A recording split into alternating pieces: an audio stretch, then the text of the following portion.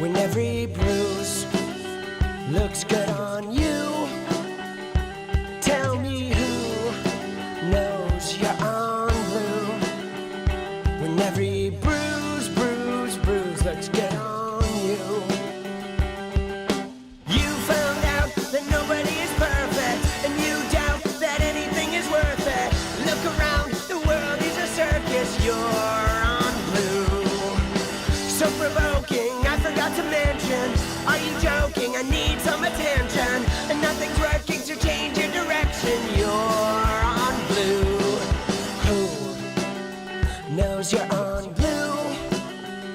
When every bruise looks good on you, tell me who knows you're on blue. When every bruise looks good on you. Why won't you hold my hand? Are you gonna deny this? Do the best you can. I haven't got a plan, but I'm gonna survive this. That's just who I am.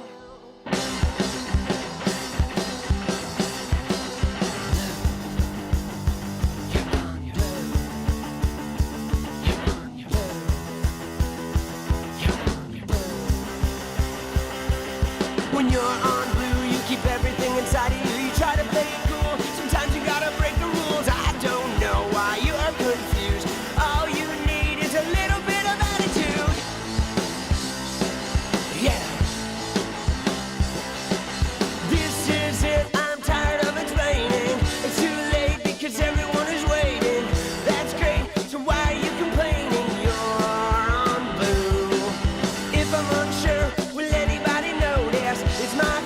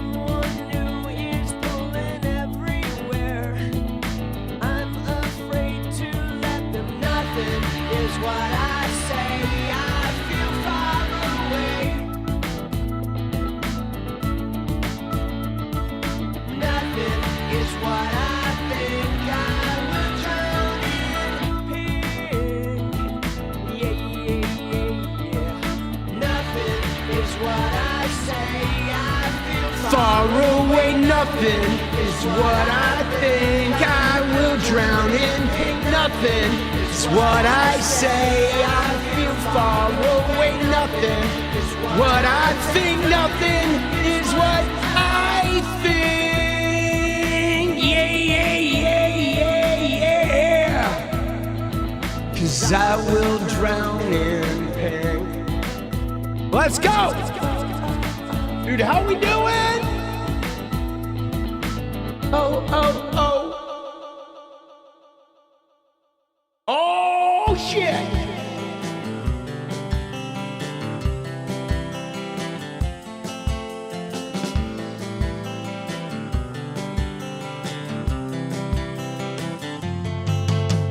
Hey, I just want to change the world. I just want the perfect girl. I don't want to hang around, I'd rather be found. It gets better, I wonder. My pleasure together. Everyone's waiting, anticipating.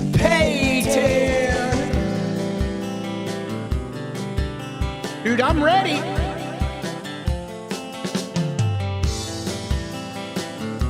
You know what I'm ready for, guys? You, I will never be alone again. I'm immune to the things they said. My heart's unbreaking. You're radiant truth. I know that you will understand, because I finally found myself. My heart's unbreaking. You're radiant. Dude, Willem! Let's go! I just wanna thank you for being you too, brother. But I'm not gonna wait my turn. I don't ever want to come down, I'd rather be found. It gets better, I wonder. My pleasure together. Everyone's waiting, anticipating. Dude, Willem kicking it off big. Let's go. Fucking UK, baby, we love y'all.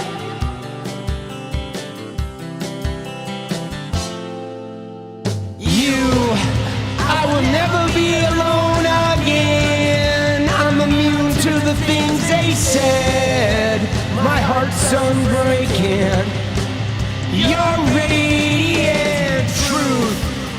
I know that you will understand, because I finally found myself. My heart's unbreaking. You're radiant. You're radiant. All right, dude, Willem, let's go. You're Dutch. Sorry, boss. I saw the little thing, I thought it was British pounds, but thank you. Even better, we love the Dutch. Yeah, yeah, yeah. Woo. No, no, no, no, no, no, no, no, no. Yeah, I forgot the UK pulled out. Hey. Woo. I can't pretend. No, no, no, no. I hope this never ends. It's about you. I will never be alone again. I'm immune to the things they said. My heart's unbreaking. You're radiant truth. I know that you will understand, because I finally found myself. My heart's unbreaking. Oh! You're radiant. You're radiant.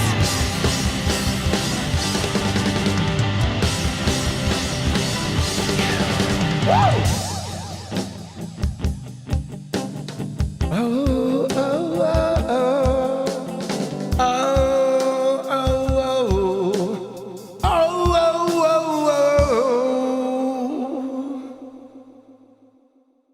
Dude, let's go, bro. Dude, we are fucking I had a good massage today. Got a new cover for the mic. Got a couple of new covers. The other one was pretty beat up from years of being spit on. We got Grover with my favorite police sentiment. Dude, no hat. I'm like, dude, I couldn't pick out a hat today. So I was like, fuck it. I think I'm going to start going no hat like more often with my little fucking old man surfer fucking hairdo, boss. Right? I'm going to enjoy the last of my hair before it's gone. Right? Let's go. Dude, where'd to get that what? Oh, this shirt? This shirt I got online in one of the fucking cheap t-shirt stores. I bought a bunch of them. Yeah, well, you know what's funny is I've been sort of like I've been having some feelings about the hat lately, right?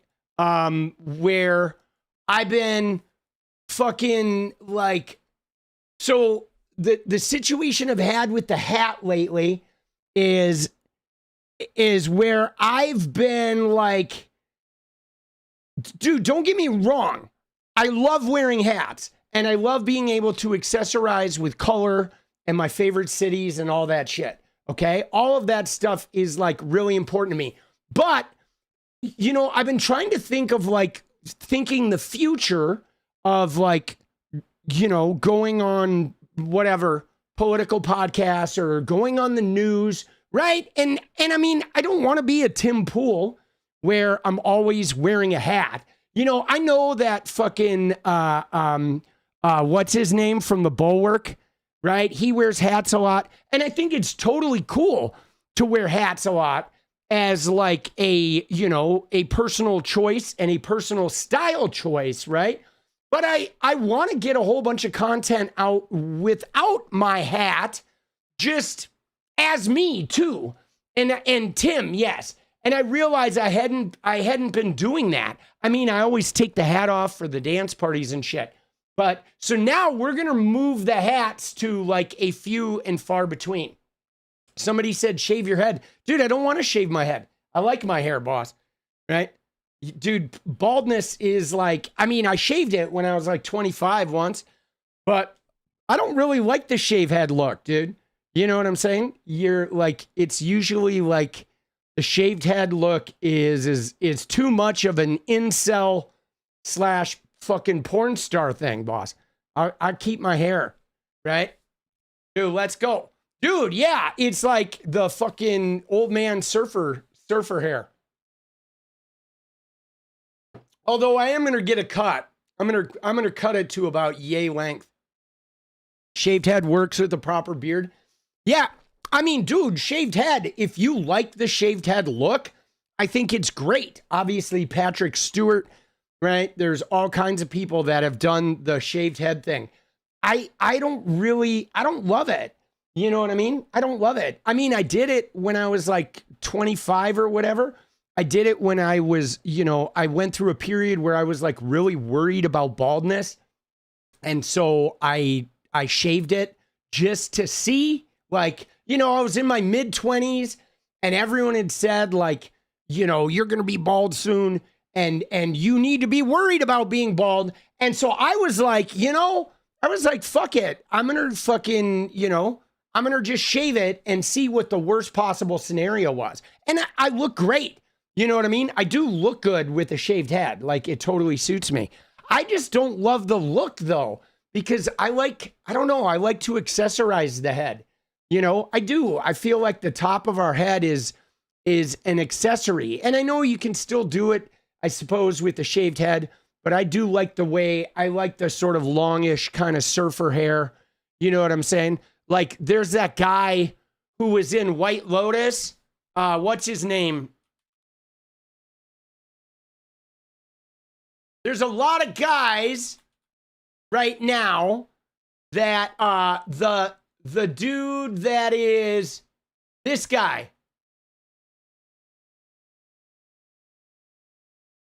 You know this guy? Right? Dude, I feel like this guy, like there's just a lot of us dudes with really high hairlines and like not, I don't know what this guy's name is, right? but I feel like I have very similar Goggins. Yeah, Walter Goggins, right?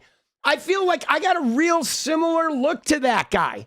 You know what I'm saying? We're like a little scruffy, a little rugged. We have that super big forehead, that thin hair, right? You know what I'm saying? It's like there's a lot of dudes with our look right now. You know what I'm saying? A little bit of George Carlin, you know? It's Walton. Let me see. It is Walton. Yeah, you're right. It's Walton. Walton Goggins. Walton. Yeah, dude. Dude, he's a good actor, bro. He's a good actor. But yeah, man. So we're gonna be doing the old man hair from here on out for a while. All right, so get used to me, guys. Get used to it. I gotta flood the zone with content with this. And then, I mean, I'll still wear hats every once in a while too. You know what I'm saying? I'm still gonna wear hats every once in a while. Don't get me wrong. I'm never gonna I'm not getting rid of the hats, you know what I mean, by any means.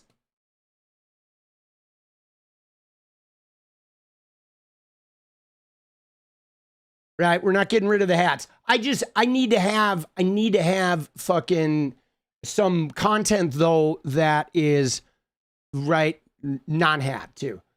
Dude, talk slow, wear a top hat. That I'm not really a big fan of the top hats. But yeah, we got to get ready for expansion, dude. You know what I'm saying? Because I'm not going on the fucking news wearing a fucking hat all the time, dude. You know? And that's just it, Tony. It's right. Hats are for a certain environment, you know? Dude, let's go. So we're mixing it up, baby. Afraid to shave your head? Now he likes it. Dude, yeah, no, shaved head is like, it feels good. I like the way it feels. Let's go, baby. All right. So, dude, we have some shit on tap tonight, dude. All right. Obviously, tonight, we got some stuff to talk about, guys. Dude, the Epstein Memorial Ballroom. Oh, shit, dude. Sometimes you want to be in a space and be on their level out of respect. In Canada, it's a warmness factor. Forget you're rocking the hat. Yeah, well, so I guess the thing is to me that the hats are also super casual. Like you know what I'm saying? Like you don't want to go on the news and wear a fucking baseball cap. You know, if you go on CNN or some shit wearing a baseball cap, I think it's just weird. You know, I think some of that's weird. Or like my favorite picture. You ready for this, guys? Dude, you watch this. Because you know, like Tim Pool won't take his hat off because of his baldness. But like, check this out, dude. All right? Because this is like the funniest shit. Nobody wants to be this guy, right? Look at this shit, dude. Dude, it's in Florida, guys. It's Palm Beach. It's fucking 80 degrees, 85 degrees, right? And there's Tim Pool. Like, bro, he's wearing a suit and a fucking beanie. You know what I'm saying? Because he is like afraid of his dome. I know the level of insecurity there is like, bro, that is some shit, boss. Isn't that wild? And yes, guys, I've started reading the book. I'm not finished with it, but we are definitely going to cover Virginia Giuffre. Okay, there's a lot to cover there, man. Her life story, it's crazy, dude. Like her life, I really relate to it because I have experienced some large, hardcore abuse like she does. But yeah, dude, isn't this funny? This is wild. At this point, no, he doesn't. He doesn't have a Nazi tattoo retired. He is this. I'll show you what he looks like, okay? He's just like has super male pattern baldness, right? There he is.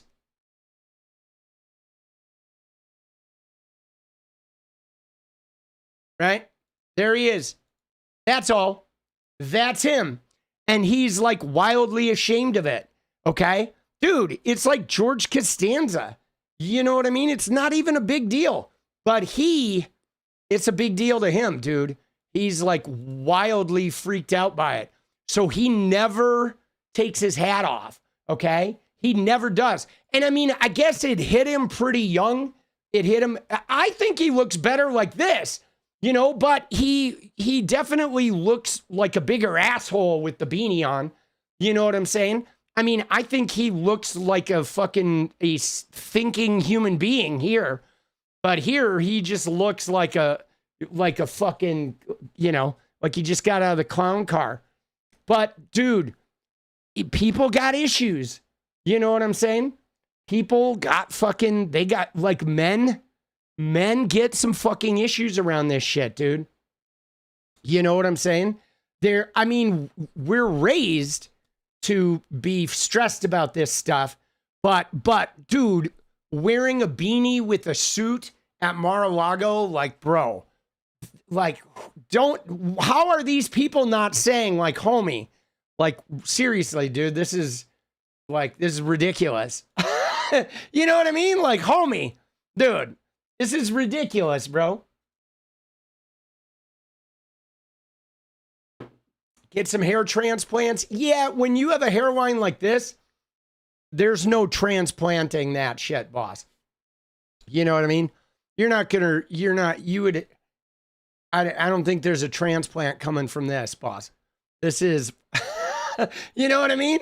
Like, dude, he'd have to have a carpet just sewn on, bro. AstroTurf. Oh, shit. Dude, let's go. All right. But anyway, dude, so we're moving up. We're getting ready for fucking CNN. Okay? That's what this is, guys. We're getting ready for, like, elevation to, like, mainstream MSM, baby. Okay? MSM starts now, dude. All right? Like, because I do want to get on there and put some people in their place. But can we just look at some of this shit? Okay? Some of this stuff is wild. Obviously, we got to start with this fucking clip. I don't know if you've seen it, but this is pretty important, guys. Bannon. Okay? Bannon. Trump. Now, here's what I want to talk about, guys. Okay, Mainstream Tommy. Dude, Mainstream Tommy's coming up. It's coming, guys. So, this is big, okay? Because there's a couple of things going on. Okay, first off, guys, obviously, number one is the clip we're about to watch with Bannon. And pay very careful attention to what he's saying. You're open to modding? Oh, shit, boss. Pendulous. All right. Dude, send a message in Discord. We can talk about that. Excuse me. So, first off is the message from Bannon itself.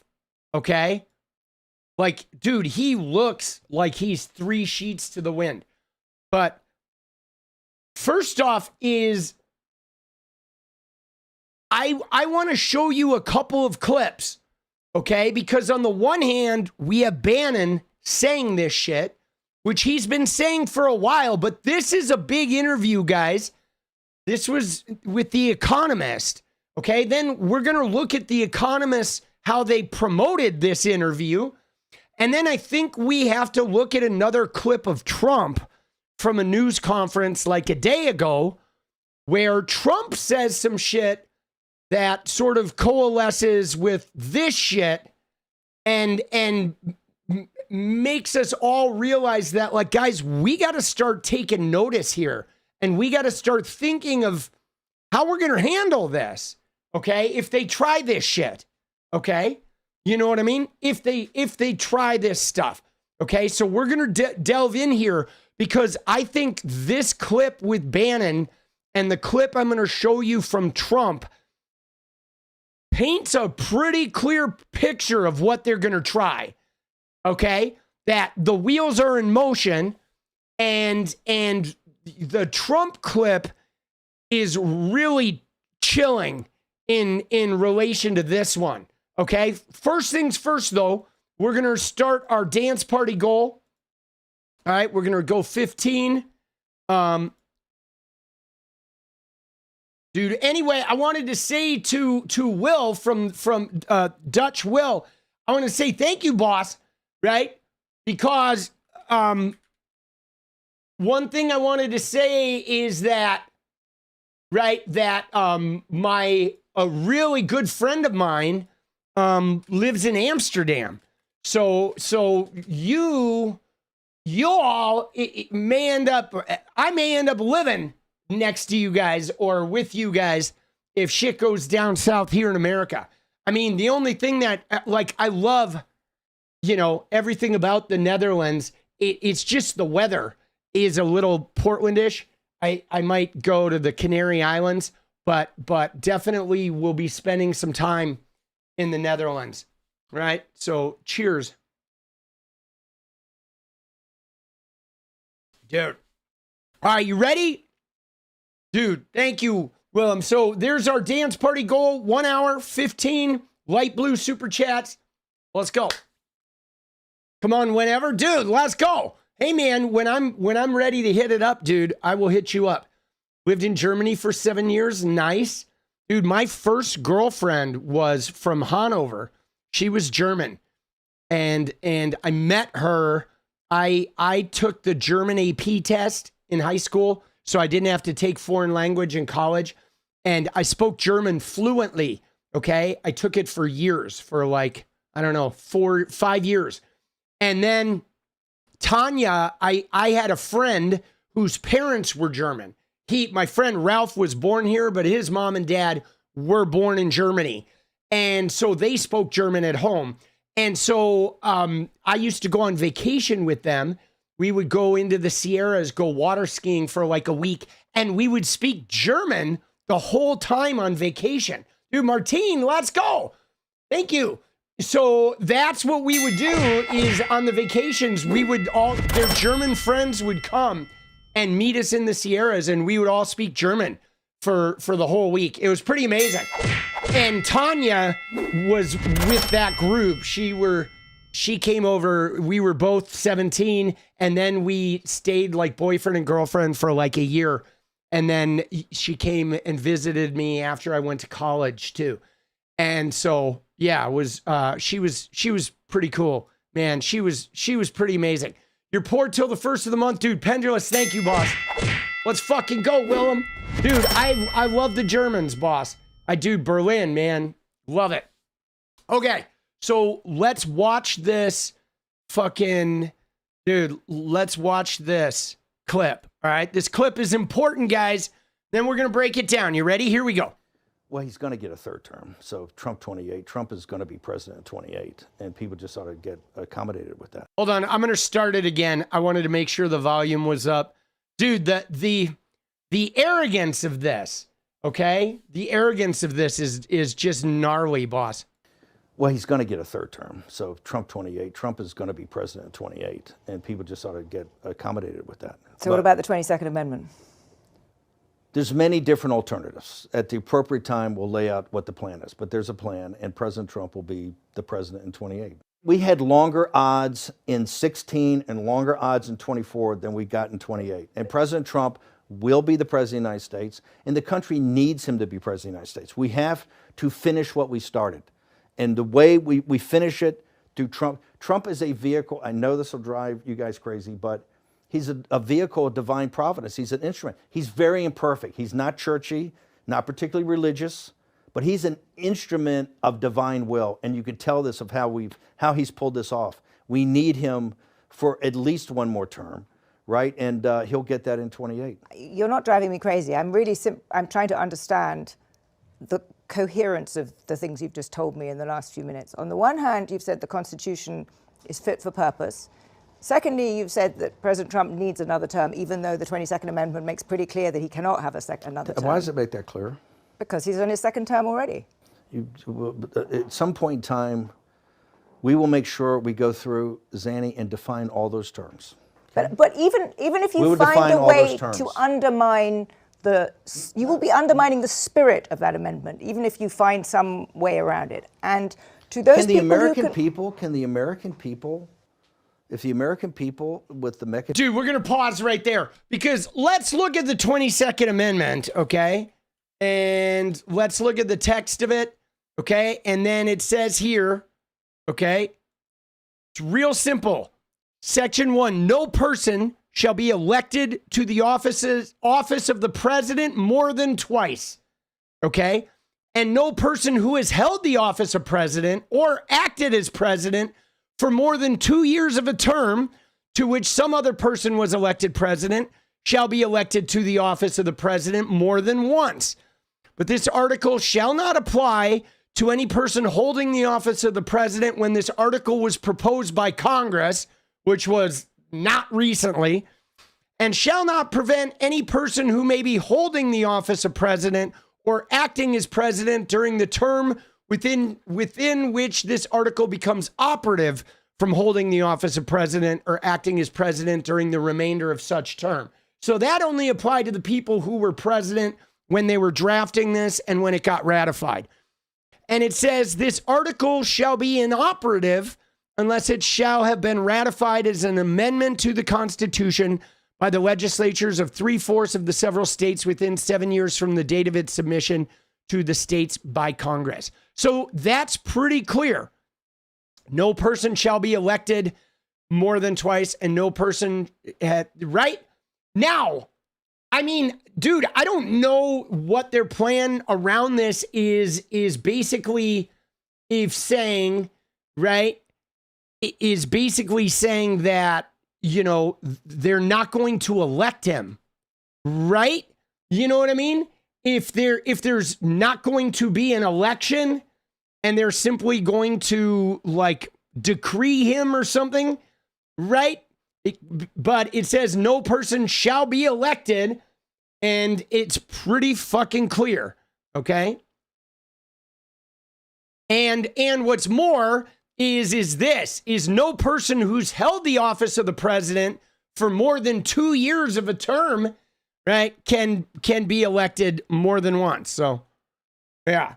But anyway, it's pretty clear. But let's just unpack this for a minute, though, because here is Steve Bannon making a lot of claims here. He's saying that Trump is a divine, right? He's some sort of, you know, instrument of divine providence, I believe is how he put it, which is real fucking problematic, guys. Okay?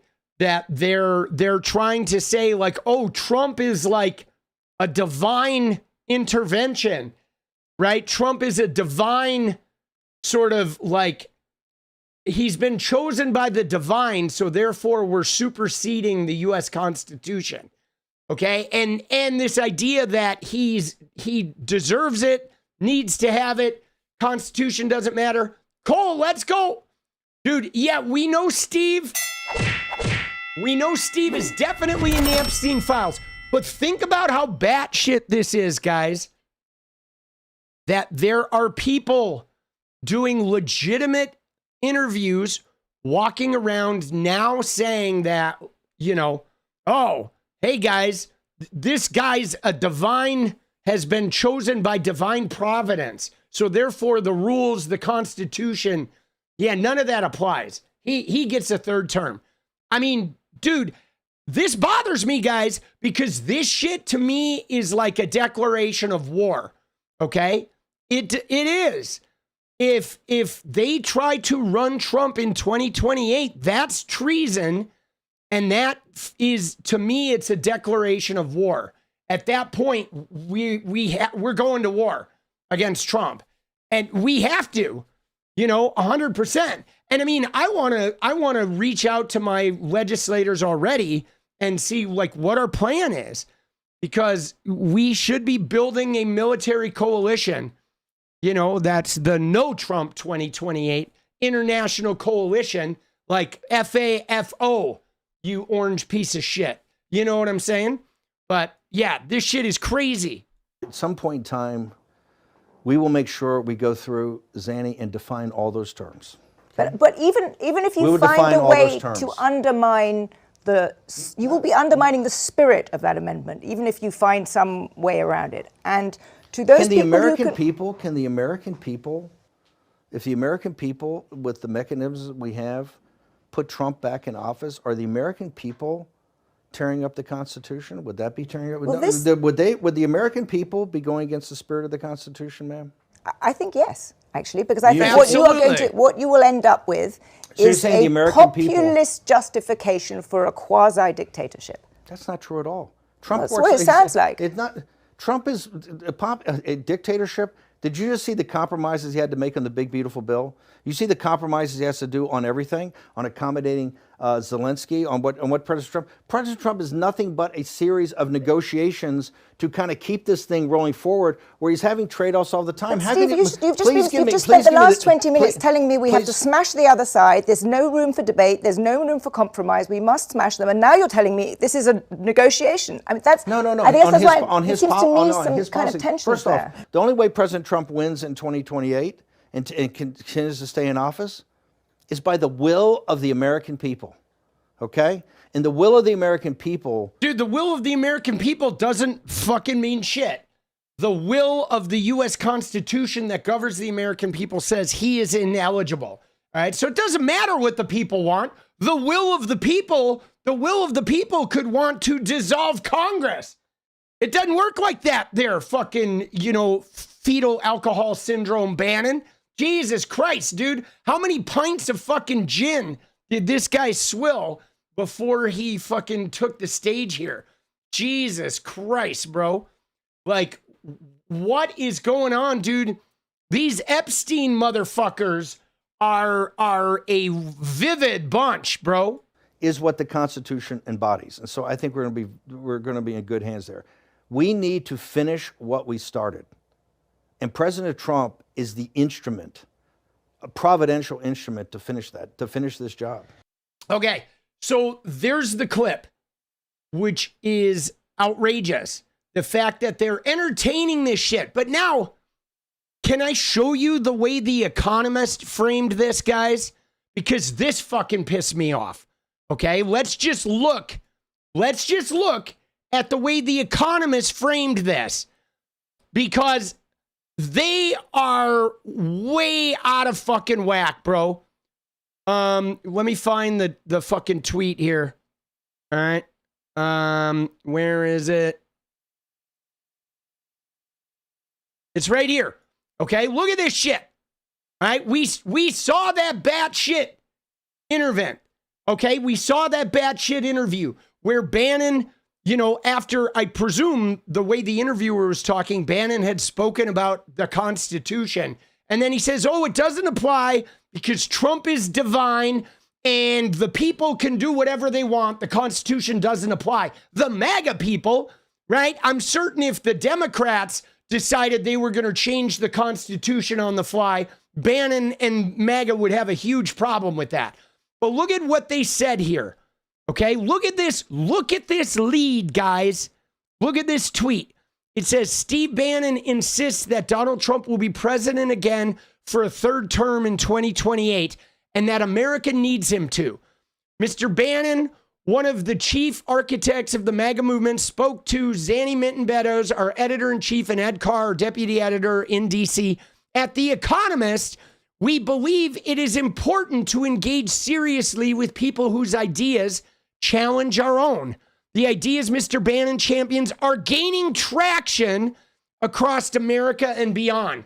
So these fuckers said they believe it's important to engage seriously with people whose ideas challenge our own. He's not challenging our ideas. He's suggesting to light the Constitution on fire and that Trump is a fucking, a godlike divine individual that was anointed. And so therefore we should just overturn the US government for him.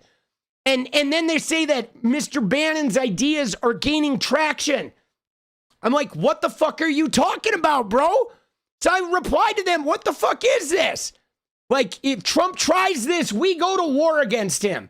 Okay? Bannon is suggesting Trump commits treason, and you guys are just like aloof. You know what I mean? Like, come on, bro. The fuck is wrong with The Economist? We should not be engaging seriously with people that are actively suggesting the president engage in treason because he's been anointed by God. This is some bullshit, bro. You know? Dude, this is craziness. Okay? Now, let's go ahead and look at some of the reactions to this. Okay? Obviously, 𝗦𝗨𝗡 said they're literally shouting it out loud. Their plan to overturn the Constitution and democracy, they're not hiding it. They're bragging about it. And the media are just ignoring it, or worse, normalizing it. The biggest story perhaps in modern American history is what 𝗦𝗨𝗡 says. All right, this guy, Adam Cochran, okay, he says this is called conspiracy against rights and conspiracy against the Constitution. It's a crime. And Trump's closest advisors are just saying this shit on tape. Trump is not eligible for a third term. No plan makes it so. No plan makes it legal. Attempting to do it is treason and overthrowing the United States. It cannot happen. It will not happen. And everyone should be willing to call that out. Okay? And that is 100% true. Dude, this is a crime for him to even say that he's doing this, guys. This is criminal. Right? To even suggest that, yes, we're doing this is a crime, dude. Conspiracy against the Constitution. Okay? Now, here's the clip we need to watch, though, guys. Okay? Because this clip was from a Trump press conference a couple days ago. And now watch what Trump says in this clip, because I think this dovetails with what Bannon just said there when we break down the actual words that Trump uses here. You ready? Let's watch this. Pay very close attention to the words that Trump says, okay? Or really, I think it's got to be handled in a proper way. If it's not handled in a proper way, we don't want it to happen again. We can never let what happened in the 2020 election happen again. We just can't let that happen. And so the way we go, I know 𝗙𝗍𝗃 is working on it, everybody's working on it, and certainly 𝗙𝚪's working on it. We can't let that happen again to our country. Look at what's happened where you have millions of people being allowed to come into our country, all because of a crooked election, where they come from prisons, they come from jails, they come from mental institutions and insane asylums, they're drug dealers. The people that they've allowed to come into our country, we cleaned for really. Okay, so what he says here is we can't have an election. We can't have what happened in the 2020 election happen again. And that's where the Republicans lost, okay? And he says that Cash is working on it. Everyone's working on it. 𝗙𝚪's working on it, right? And he's still making these claims that the election was rigged, which it was not. They have no proof. They've never had any proof. There is no proof. That was a fucking legitimate election. Everybody was horrified by this guy. If I don't know how he won this time, that blows my fucking mind. But the fact that he's basically telegraphing, that everybody is working on making sure that the Democrats never win an election again. Okay? He is basically, you know what I'm saying? Because again, there's no proof. If there was proof, like, dude, go to court. They went to court 60 some times. MAGA is nothing but quid pro quo. Ponzi scheme, it will soon collapse under its own weight. It will indeed, Cole. Let's go, baby. All right, we're almost halfway there, guys. We got 40 minutes. But so this, though, guys, I feel like this really ties in with what Bannon was saying, doesn't it? It's like Bannon is, right? Bannon is talking about how he's a divine instrument and he's definitely going to be president in 2028.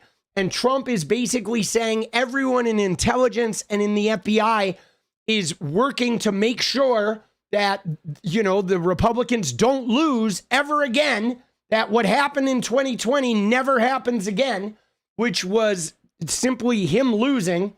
You know what I mean? I mean, it was pretty clear Trump was going to lose that election.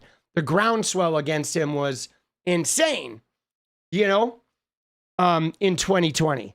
And then there was the fucking, you know, of course, J6 and shit. But dude, the debt, can I just say, guys, the debt has almost increased 10% since Trump's been in office. The debt, the U.S. national debt has increased the same amount in the first 10 months of Trump's presidency as it did in the last 2 years of Biden's. Okay? You know what I mean? Dude, that's fucked up, bro. But yeah, this is crazy, right? It's not like this on some channels. What's not like it? On some channels, talking about YouTube channels. But yeah, dude, this shit is fucked up, bro. This is, right? The fact that they are basically openly talking about making sure that they never lose another election.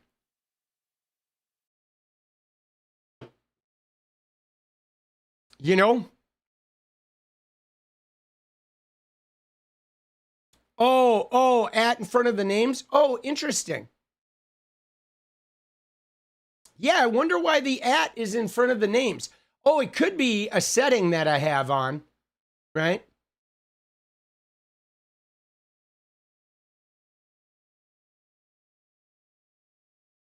Is there a setting? Yeah, I don't recall seeing, is it a new thing? I don't recall seeing that, you know, but YouTube has been changing shit, you know? I mean, one of the things that I notice about YouTube is like when if you see this, there's now the description panel, like is a color based on whatever your thumbnail color is. Pretty wild, huh? Whatever dominant color your thumbnail is shows up when you go over the description now. Yeah, dude, this shit is worrisome for me. I feel like this shit is worrisome, guys. Okay? This shit really is. This is some worrisome shit. And they're being so open about it. You know what I mean?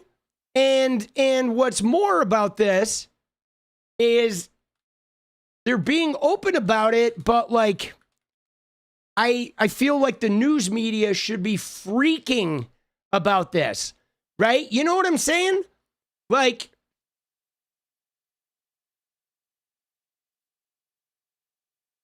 I mean, because look at this, dude. Okay? Because think about this. Think about how much, like, every time Biden did something, you know what I'm saying? Every time Biden did something, there was a huge, student loans, huge, oh my God, Biden is like trying to do student loans when he can't do student loans, right? He was trying to cancel some debt and they were like, wow, he's really like trying to exceed his power. Okay. The whole news media was on Biden's ass. Like, what does he think he's a king? They did that shit with Obama, too. When Obama, they kept saying, like, he's abusing his power. The news media was constantly on power watch with Obama. But Donald Trump says, you know, we're not having elections anymore. And I'm going to be, like, I'm going to break the Constitution. And nobody in the media says, peep, man. Like, what the fuck are we doing, bro? You know? But so he's disbanded the Federal Election Commission. He's working on gutting the Voting Rights Act. Okay. He had one of the Republican billionaire donors purchase Dominion. Right.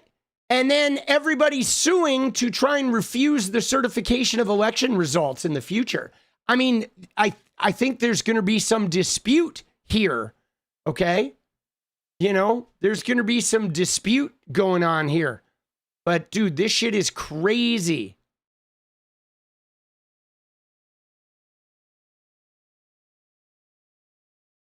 So let's see here. 9 signs Trump has no intention of leaving. He keeps telling people he's going to run. He floated the idea of using a war to cancel the election. He continues to undermine faith in our elections. He's trying to get the Justice Department to give him $230 million, right? He tried last time to overturn the election. He pardoned everyone who has participated in that coup. He's building a little militarized force with ICE. Okay, he's remodeling the White House to be like Mar-a-Lago, and it's definitely going to take more than this term. Okay, people fear he's planning to use the military to intimidate people while voting, and he's trying to redraw the electoral maps. You know, dude, Iron Fist, let's go. Those planes for Trump, Patel, and Noah might be for escaping the country when the shit hits them. Dude, maybe that's why they're saving Argentina, boss, so they'll have a place to hide. But yeah, dude, this shit is big time fucked up, bro. Now, I believe that we have to start having a some type of war plan, guys. Okay? Because what I said was this, I said pretty flat out here. Dude, Wendy, let's go. Thank you, Wendy. Yes, let's go. So I was like, are the blue states, are we building a military coalition now? Right? Are we? Because to me, if we get into 2028 and there's talk of Trump staying in the presidency, like to me, that's an act of war, man. They're at that point, like the Trump administration, the Trump admin would need to be forcibly removed from power. You know, hope is alive, Occupy MAGA, let's go. Dude.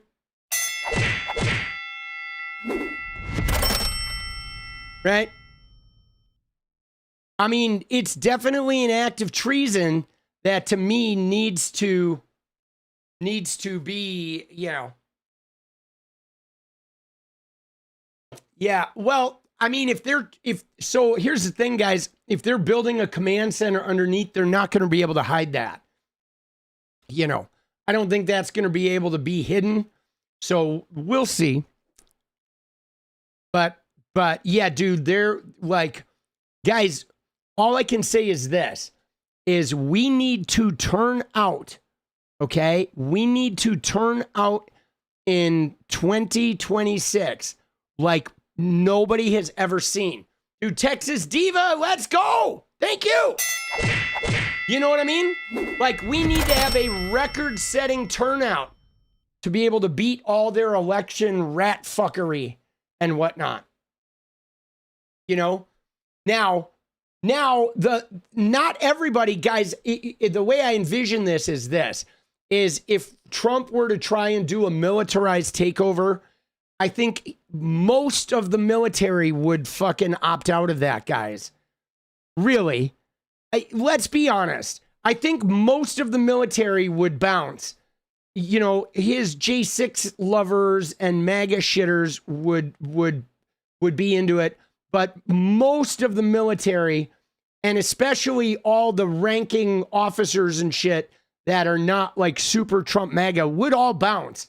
I mean, the U.S. military, these guys are not going to fucking attack their own people, right? You know, and there's not a big enough military to take over 300 million people. But still, I'm not even worried about a military takeover. I'm worried about what we're going to do if we're going to build some sort of military coalition with our allies to let him know, hey, if you try this shit, we're taking you out, you know? I mean, because wouldn't that be a constitutional prerogative if somebody was committing treason and trying to overthrow the U.S. Constitution and take control of the government? Wouldn't it be our constitutional prerogative to remove those people from office? I mean, I believe it would. it would become our constitutional duty, you know, and yeah, their military is not. I'm not really worried about any military that Pete Hegseth is leading, right? You know? But I think other things though, general strike, withholding of tax revenue, everything has to be on the table. That's just it. To me, everything has to be on the table. And I mean, I think, guys, we are about 2 weeks, okay? 2.5 weeks from New Jersey and Virginia. And I think New Jersey and Virginia are going to be they're going to be a litmus test, guys. Because I don't know if you've seen it online on Twitter. Oh my God, Twitter is like, they're going hard for Virginia and New Jersey. And on Twitter, they are convinced they're winning the governorship in Virginia and the governorship in New Jersey. And like, you know what I'm saying? They think they're going to have a Republican governor in California. I mean, they are amplifying some shit online that is like, I don't think it's going to happen, but we're going to have to see what happens. I know that Jay Jones is really vulnerable. They've exploited those text messages quite a bit, but I'm hoping that Spanberger and fucking Mickey Sherrill like win that shit. I don't really think they're going to win either of those governorships, but it's going to be a good litmus test. Okay. You know what I'm saying? It's going to be a good litmus test. Because they are really like pounding hard. Okay. Now, let me just tell you guys that governorships are a big deal, guys. Okay. Governorships are a big deal. Dude, let's go, Tony. You can see Trump fishing for an enemy. Because again, guys, let's look at this. Speaking to this 22nd Amendment, okay, let's look at governorships by party, okay? So there's 27 Republicans, 23 Democrats, okay? Now,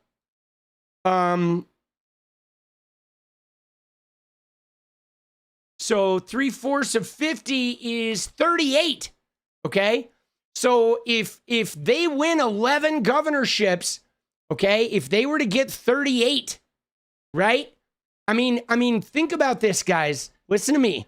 I want to talk to you about Project 2025 long game because I have told you guys about this. So the long game is constitutional amendment.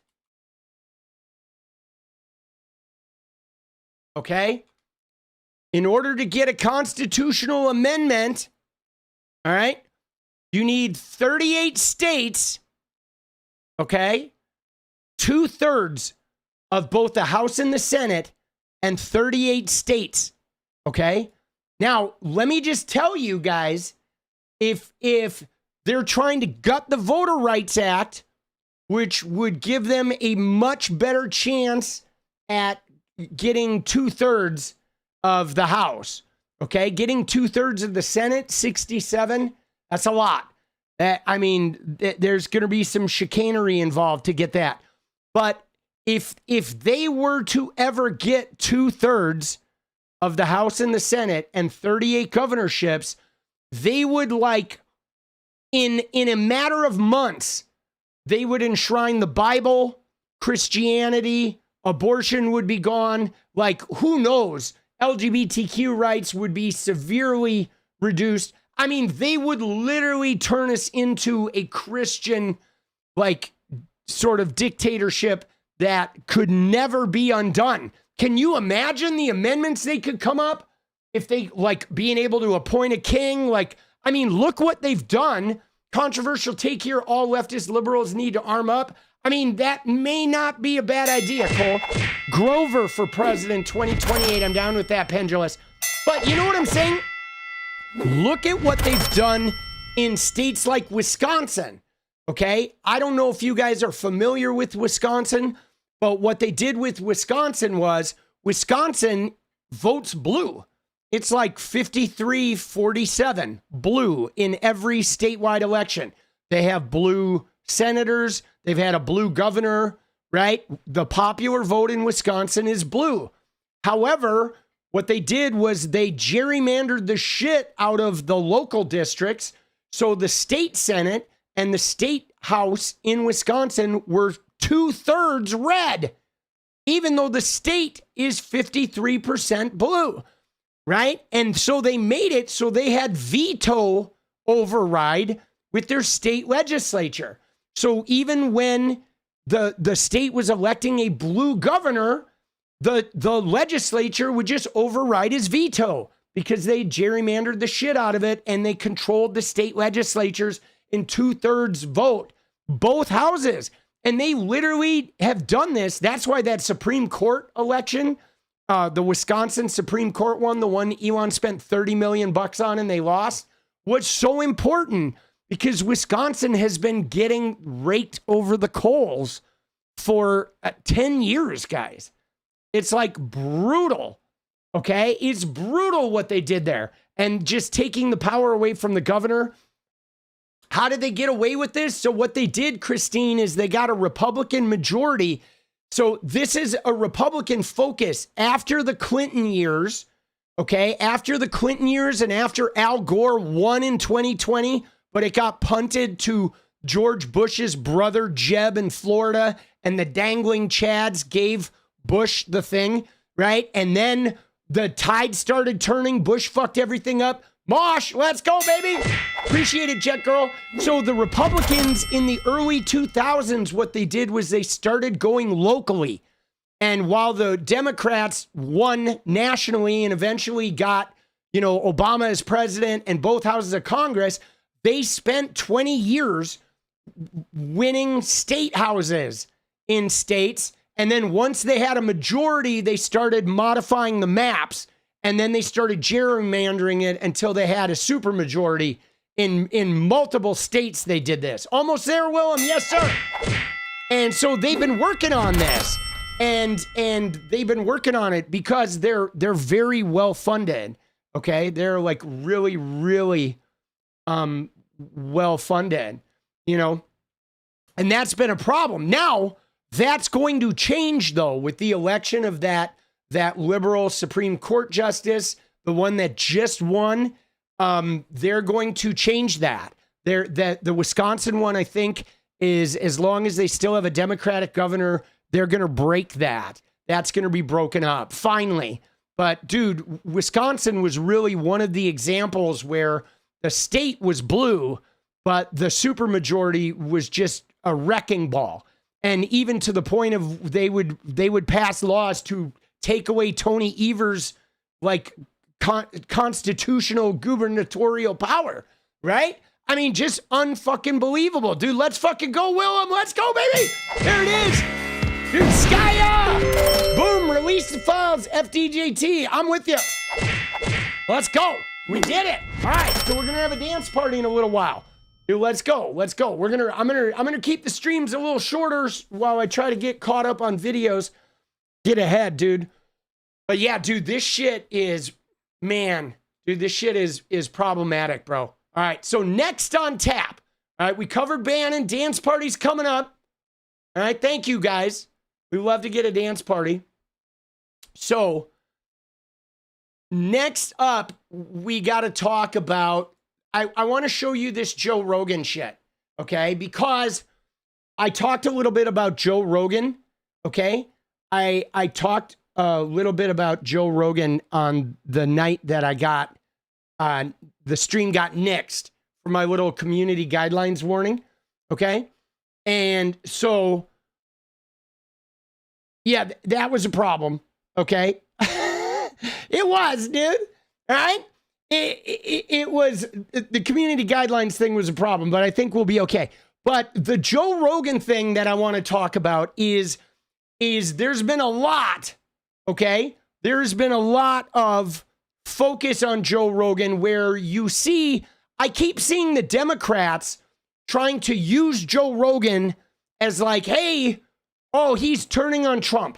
But so I selected a group of clips that I think show you Joe Rogan for exactly who he is and what he is, which is a hypocrite, an opportunist, and a guy that has no loyalty at all except to the cash register, okay? Because what I'm seeing here is I think we on the left have to stop like pie in the sky with some of these people. We have to start being much more realistic about what's happening here politically.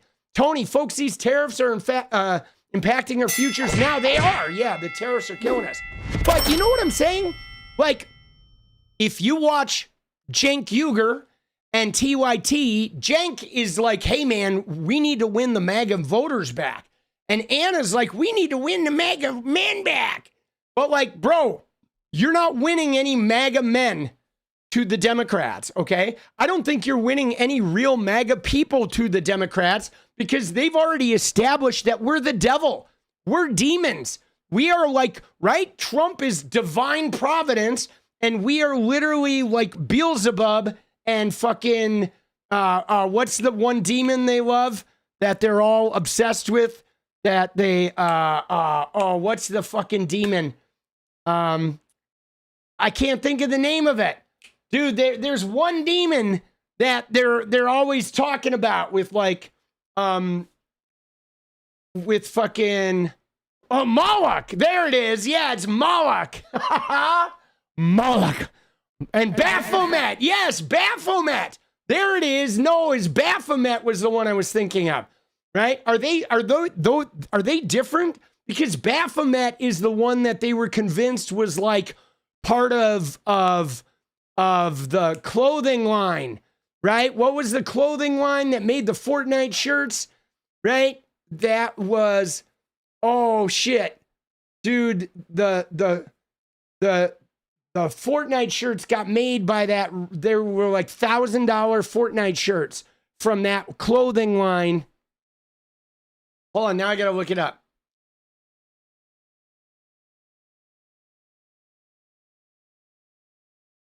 Yeah, Balenciaga. That's what it was. Yes, thank you. All right, thank you for getting that for me. So yes, so they were convinced that Balenciaga is like a Baphomet farm, right? It is a front for Baphomet and the big satanic takeover, which is why there's gay people and trans people. Oh, Satan, right? Satan in our pants. You know what I'm saying? Dude, yeah, it's pretty crazy. Yeah, no, Willem, Balenciaga did these Fortnite sweatshirts that were just, they were like $1,200. And basically what they were, though, is all of the wealthy Fortnite streamers bought them, and there was a limited number that you could buy, but then all the wealthy Fortnite streamers bought them to like show the kids how rich they were, right? And I did not buy one. Okay, for the record, I could have. I had the money to buy one, but I did not buy one. I have nothing against Balenciaga, but I thought that's one of the things I hated about being a gaming content creator is that so much of your image was supposed to project to the kids how rich you were, and the richer you were, the more money they'd give you, and then and sort of propagating this culture of like wealth and privilege from being famous. And I did not like that at all. I found that really offensive. It was like, dude, kids don't need to be sold this kind of bullshit. Dude, yeah, it's pretty crazy. Yeah, deep materialism. And, you know, it's so bad. It's horrible, dude. It's the worst part of those gaming influencers is the way they behave around money and shit, you know, that like, and, you know, flexing money like it's this special thing that makes you special. And then it means your opinion is worth something, right? So Baphomet appeared in the 14th century trials of the Knights Templar. All right. So yeah. So they're fucking, dude. Yeah, that shit's bullshit. But anyway, all right. Let's look at these Rogan clips, okay? We're going to look at these Rogan clips because I think these are important. All right, so the first one we're looking at is the one we watched on the night that my stream got clipped. Okay, which was, hold on. Let me see if I got it on here.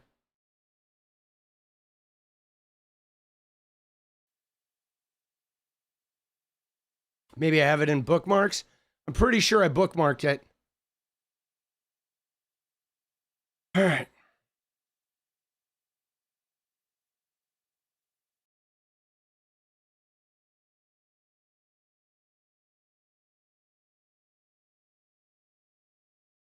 All right.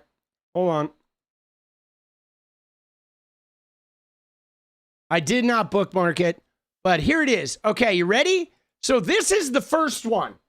Okay, we watched this on the Rogan show. I'm going to find the original. Let me get the original here. All right, give me 1 sec here. All right, I'm going to pull up the full video.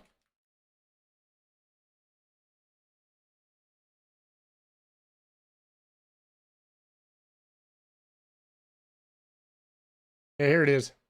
Nothing. It Well, does. that's the thing I asked. Okay, so here we go.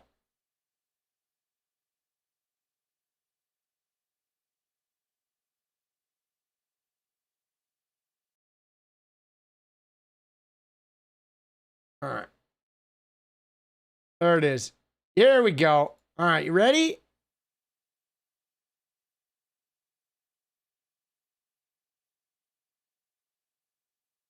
Nipples. Okay, you ready? So here we go. All right, we're gonna watch Joe Rogan in 2 bits. And yeah, dude, first off, I mean the very instrument that is Joe Rogan, right? Is okay, this guy became really popular. He had a big podcast, and then Spotify paid him a ridiculous amount of money. $100 million. Okay? He gets $100 million, and then the minute he gets that money, he just becomes like a money hound. Okay? At that point, he's like, you know, no longer is he concerned about, you know, the effect he's having on people. He will play every side of the fence. Okay? He'll be on the fence. He'll switch sides of the fence, sometimes in the same conversation. And in fact, he just surrounds himself with buddies that are sort of like in his club, right? Like this guy right here, sitting there smoking a cigar like he's the king of the world. Like nobody even knows who this guy is. I know this guy's a comedian or whatever, but the reality is nobody knows who this fucking guy is. If there was no Joe Rogan, this guy would be fucking sitting in a fucking comedy club, you know, saying comedy to like 12 people, okay? This guy's a fucking nobody, all right? And so Joe Rogan's whole ethos is that he's like a kingmaker, okay? He is like a kingmaker, right? Cole says Rogan is a partisan hack grifter. Moloch was a representation of the corporate machine in Ginsberg's poem Howl, by the way. All right, let's go. But so Rogan has become this kingmaker of like selling shit to an audience of low information men. Okay, that's really what it is. The people that watch Joe Rogan regularly, they're low information people. Okay, they are. I mean, when you look at Rogan, like I listen to him when he talks to people, and I don't even understand why people watch this fucking show. I mean, I watch it to make content from it, or to write, or to challenge the viewpoints of things. But there are people that watch this, like listen to this 3-hour podcast every day and shit.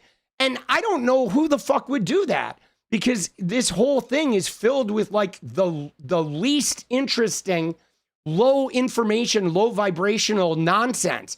It's just so phony, right? You know what I mean? It's just, none of it is like, has any moral center.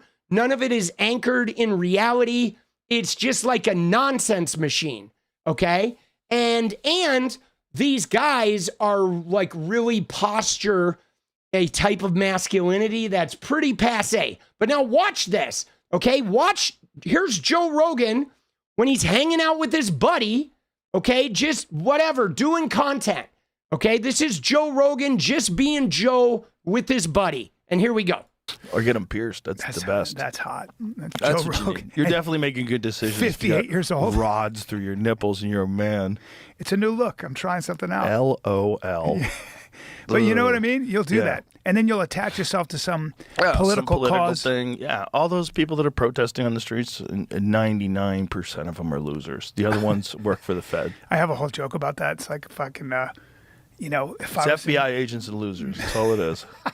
The whole fucking, every protest Dude. is FBI agents and losers. I talk about this all the time. I'm like, for me, you want me to join a protest? You want me to get out on the street? First of all, to make a sign? The fuck out here. And then You don't have to make the sign. There's a guy with a van who's paid by George Soros, Yes. and he's got stacks handing of them out? signs that were made at Kinko's.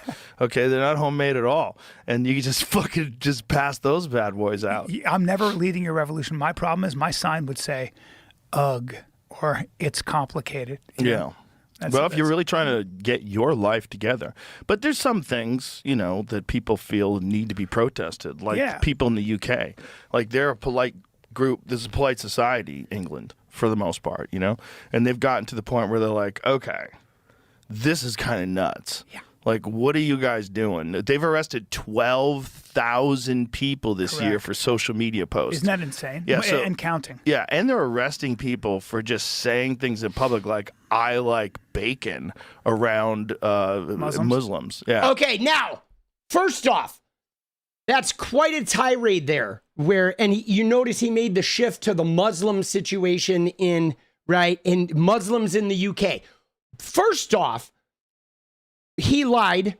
The guy was not arrested for saying, I like bacon around Muslims. There was a guy who did bring a sign that said Muslims are Hamas to a protest, a peaceful pro-Palestinian protest where there were a lot of Muslims.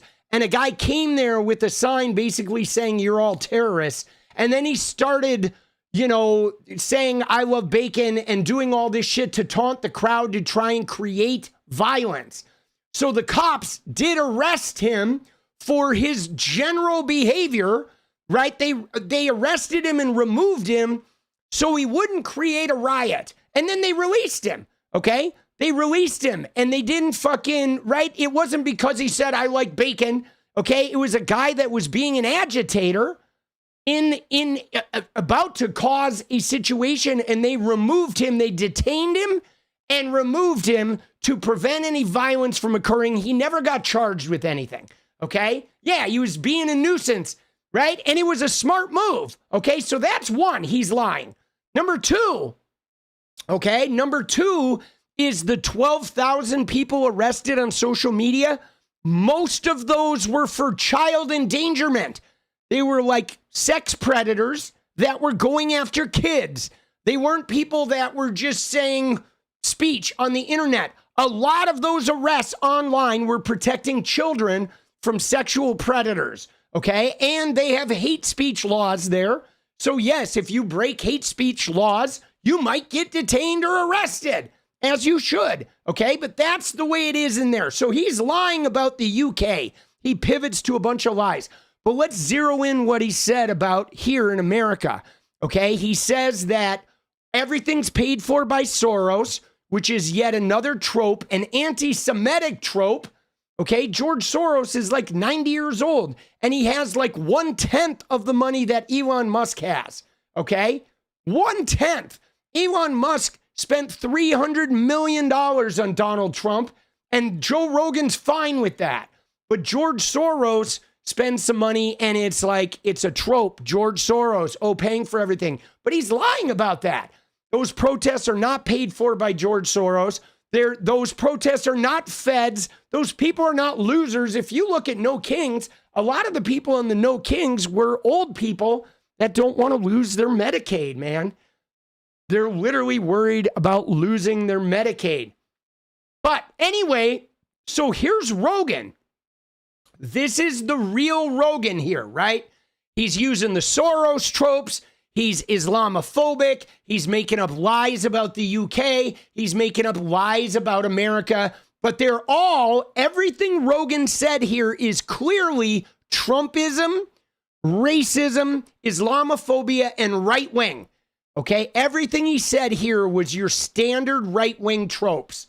Okay, now let me show you something else, because this was October 15th. Okay, let's look at something else. Hold on, you ready? I'm gonna give you something else. Watch this, dude.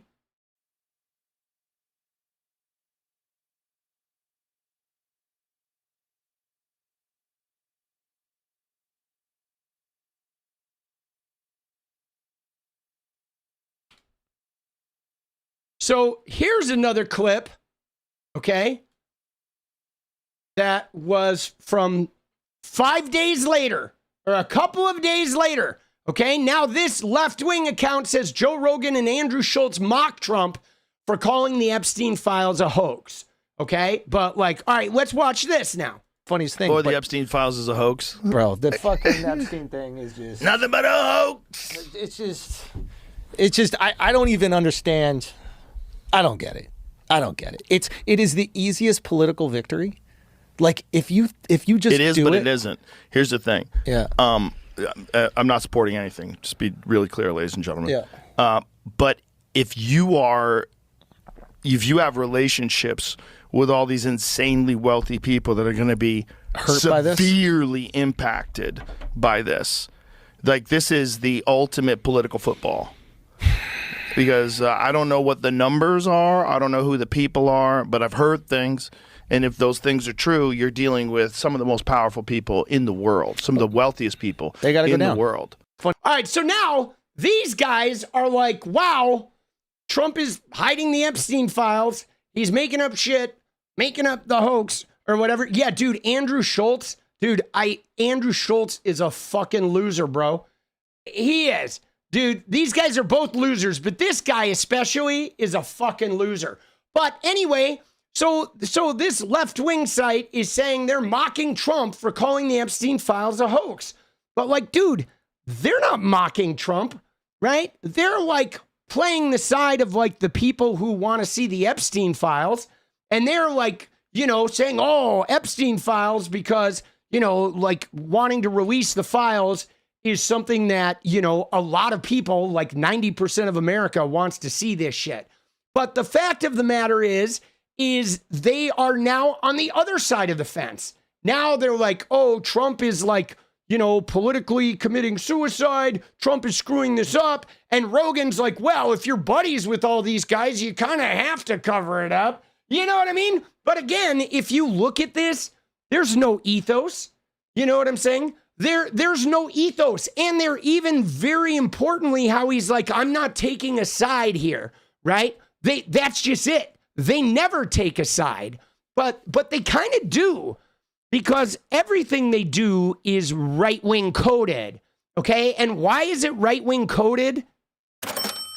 Because of money, okay? Because Joe Rogan gets rich when the right wing controls the government. He gets richer, even though he doesn't need to be richer, okay? But these guys they have no allegiance to an ethos, okay? They don't have an allegiance. Like, even with the Epstein files, they'll discuss it as like, oh yeah, more like it'll be juicy to watch some people burn because of the Epstein files, but they don't care about the victims, okay? They don't care about the victims. They don't even care if Trump is involved. Like, let's find that Andrew Schultz clip, you know, as long as we're here. Let's look at this one.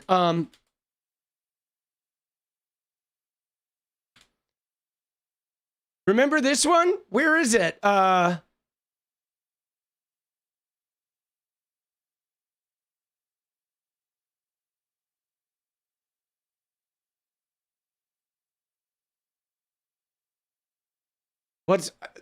want to find this one right here, dude. This was the clip, okay? Watch this, okay? This is the same guy. This is the guy who's like, ooh, Epstein files are a big deal to this guy, but watch him. The sides switched so much. You know, when I was younger, like, Democrats were cool. They were getting their dick sucked in the office. They were like, right? They were like supportive of like hip hop music. They said, do whatever you want. Like, we don't want to be in your bedroom. They were cool with gay people. Like, it was cool to be a Democrat. Now Conservatives got 3 baby mamas. The president got 3 baby mamas. He's getting pussy left and right. Right? He's cool. He's the one saying, say whatever the fuck you want. So now conservatives have become Democrats. So I don't think I've changed. I just like the dudes that get pussy and say whatever they want. So it's very, you want me to be a Democrat again? Get some pussy. Tell me to say whatever I want. I'm there. Dude, like, think about that, bro. Right? And I know he's trying so hard to be like a cool guy, a guy who gets laid, right? A womanizer. But look at him with his stupid fucking, Velcro mustache, bro. Dude, what is up with the mustache? Andrew Schultz, you fucking stick some Velcro on your lip or what? Right? And you're talking about Trump getting laid? Trump raped women, bro. Trump was hanging out with Epstein. Trump was hanging out with fucking 14-year-old girls, man. You think that's funny? You talked about Bill Clinton getting a blowjob at work. Dude, pressuring a young intern girl to hook up with him or he would ruin her political career. You think that shit is cool? Dude, that shit ain't cool. You're not cool. You look like a goddamn moron, right? With the fucking Velcro mustache. And you're out here like trying to reduce politics to like who fucking sexually abuses women the most and lets you just say whatever you want without consequences. Like, what the fuck are you doing? Right? What are you doing? Dude, it's not even a porn stash, dude. His mustache is not a porn stash. It is like a bad fucking B-movie mustache. But yeah, so this is the guy who's now like, this guy doesn't care about the Epstein files. Okay? This guy does not give a shit about the Epstein files. This guy does not give a shit about the women in the Epstein files. Not at all, dude. Not at all. Okay? This guy. These guys, Joe Rogan and these guys, they don't care about anything. You know what I'm saying? They don't. They have no like loyalty whatsoever. Okay? And then you see something like this. You ready? Watch this.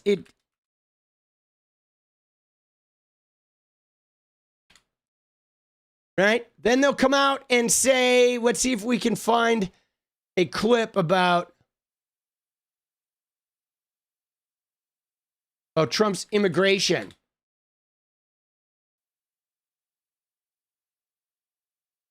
Right? Here you go. So watch this.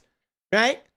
This is Rogan just standing on whatever side of the fence he decides to stand on in that moment. Like he's going to be a leftist for like 5 seconds here. Let's just talk about the immigration thing. The way it looks is horrific. When you're just arresting people in front of their kids and just normal, regular people that have been here for 20 years, that everybody who has a heart can't get along with that. No. Everybody who has a heart sees that and goes, that can't be right.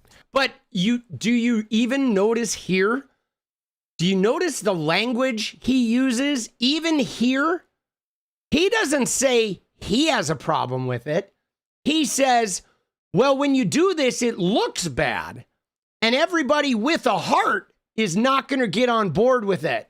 But he is very clear. He doesn't say that he has a heart and he has an issue with it. He just says it looks bad, right? You know what I mean? Even his sort of criticism of Donald Trump is through a lens of somebody who is just as sociopathic as him. That can't be right. That can't be the only way to do this. Right. Because you have to think, look, yeah, we have to have a border. Yes, it should have been secure. Yes, they should make sure you know who everybody is before they get in. Yeah. But when people been here for 20 years, like, come on, man. That's crazy. Like, let's find a way. If they've been productive members of society for 20 years, no criminal record, they worked the entire time, they paid taxes, find them a pathway to citizenship. Find a way where you can do this thing that you want to do, which is keep terrorists and cartel members from getting across the border with drugs that kill 100,000 people a year. Okay, but also have a fucking heart. Because if you don't, you're not going to get anybody on your side. if you're doing this stuff publicly, throwing women to the ground, handcuffing people just for existing. See, you notice what he said there too, though? If you do, you're not going to get anyone on your side. None of what he said is rooted in how horrible it is, the treatment of the human beings, or the fact that it's inhumane and unethical and fucking cruel, right? He's just like, you're not going to win people on your side if you show them that side of yourself. But he doesn't really condemn the harm caused. He's even just thinking of like how we can pull this shit off without like anybody getting mad at us, right? Everything is sort of the manipulation and the fucking the PR of it, right? Existing on the wrong side of the dirt. Yeah. Not a criminal. Not the only crime they ever committed was coming over here as a kid. Yeah. They probably didn't even know what the fuck was going on. Yeah. Yeah, man. You know, a lot of kids got snuck across when they were already born in Mexico. And they've grown up their entire life in America. They can't even speak Spanish. See? But again, this guy, okay, this guy is not a leftist. Okay? This guy's not a humanist. This guy's not concerned about human beings. He's not concerned about what they really go through, right? Even when him and Andrew Schultz are talking about the Epstein files, they're not concerned about the victims or the Epstein files themselves. To them, it's just a media circus. It's just an opportunity to have something to talk about that's going to get a lot of eyes on his podcast and translate to a lot of those dollars. Okay? Which is why, you know, I mean, look who he hangs out with. He goes to the UFC. He's sitting in the same row as Dana White. He's got the photo ops with Dana White. You know, I mean, Joe Rogan is like 5'2". I mean, he's a tiny guy, dude. He really is. He's like 4'10" or something, right? He's so small, bro. And he's like hanging out with Dana White, who is a wife beater and a toxic human being who also is sociopathic, does not care about anybody. He doesn't even care that he hits his own wife on camera, dude. He could care less. He's just there to fucking cash in. They're all just there to cash in and to have power, okay? To have power, dude, right? It's crazy, dude. This shit, man, dude, he is not a short king. No, he is not. He's 5'8". Dude, he's like 5'1", dude.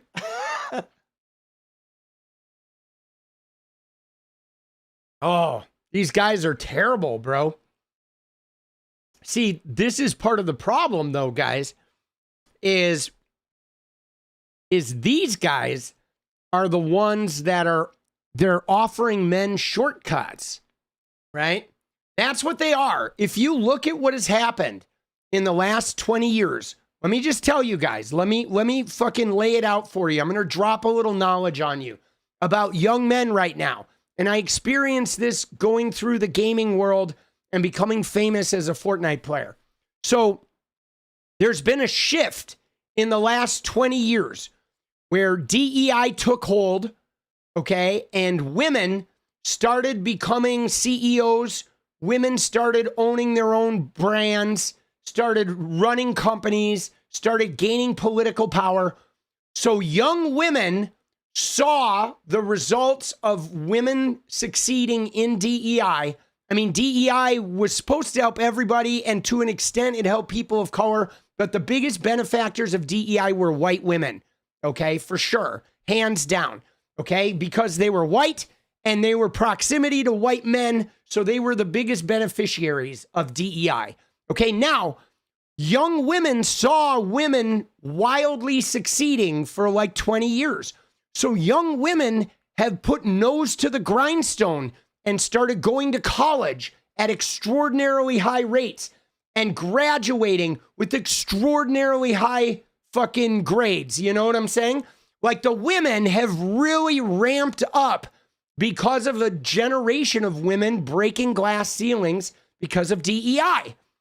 At the same time, the men have done the opposite.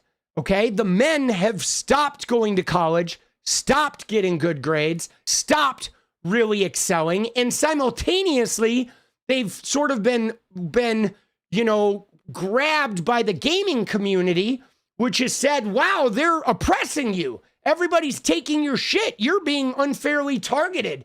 The women are getting all these benefits and you're being harmed by them. And there became this sort of toxic culture around men not really working that hard anymore, okay? And then being resentful and angry at the women and everybody else who's passing them up. And so male college graduation rates are in the gutter. Men are not going to college in high numbers, right? And then simultaneously, though, guys, people like Joe Rogan, people like Andrew Tate, people like Donald Trump and Logan Paul and Aiden Ross and Asmongold and fucking Dana White and all these shitters have come in and said, hey, guys, if you vote for us, if you give us power, we're going to make it so you get everything. We're going to take care of this. Like, we're going to help you stomp out all these, like, people that are oppressing you. And we're going to make sure that you get, all you have to do is show up and you get power and money and all that shit. You just got to vote for us. Give us all the power and we're going to fucking take care of you. Now, the reality is most of those young men are not going to get taken care of. Okay. The ones that are white and born into wealthy families are going to get taken care of, but everybody else is going to get shit on. Okay. But they're not going to realize it until they're 35 and it's too late to get all those years back. And they may be so angry by the time they realize that they just go full into the red pill anyway, because the red pill is perfect for people that are angry and resentful, because they'll give you a target and then all you have to do is aim your shit at it with them. And if you do it with them, they'll reward you and let you be part of the group. So it's like, it's a pretty dangerous soup, because when you talk about messaging, guys, okay, when you talk about messaging, the Democrats can't compete with that, okay? You can't compete with a message that says, hey guys, you're allowed to be mediocre and you don't have to fucking try hard and you're better than everyone. And you're going to have all this power. We're going to give you a whole bunch of power and you don't need to do shit. You can just be whatever. You can be, just show up and we'll give you everything and you don't have to fucking succeed. You don't have to try hard. And like you can't really compete with that message. You know what I'm saying? You can't. It's like they're a message of like, be a better man, right? Because they keep saying, oh, you called men toxic. You said men were bad. No, like we just asked for accountability, to be a good man, to recognize your privilege and use it wisely, right? Use your whiteness, use your male privilege, and use that in a way that elevates others, that empowers others. Okay, be respectful and considerate and get in touch with your feelings so you don't spread your rage needlessly. Learn how to manage your rage and your resentment and your anger. You know what I'm saying? And like, I don't think there's anything wrong with that. There's nothing, nobody was ever saying men are bad, right? But there are certain traits that if men rely upon them, it's unhealthy for people who aren't men, right? That's kind of what it is. It's not like men are bad. It's just that if men, don't sort of realize the power and privilege of their manhood and exercise it responsibly, they create a situation where everyone who's not men can get hurt by that shit. And it's, our job as men is to like not hurt people. You know what I mean? Not hurt ourselves. You know what I'm saying? And like, it's just fucking, I don't know. I mean, I think part of it is the obsession with having to define masculinity, right? You know what I mean? Because when you think about it, like everything a man does is masculine. Like when I cry, it's masculine. And I cry a lot. I do. I cry at movies. I cry tears of joy, dude. Like my, you know what I'm saying? I see my son do something amazing and I cry, or shit like that. Without education, men are targeted by other men. Let's go. Yeah, Tony. I mean, I think that's a part of it. right? You know what I'm saying? Is, dude, oh shit, Bryce, do you change your name, dude? Dude, let's go. This guy cries at every movie. I didn't recognize that that was you, Bryce. Let's go. Oh shit. I do cry at every movie. There's my kid there. He's a great fucking, great, right? He's an amazing fucking, amazing type of guy, dude.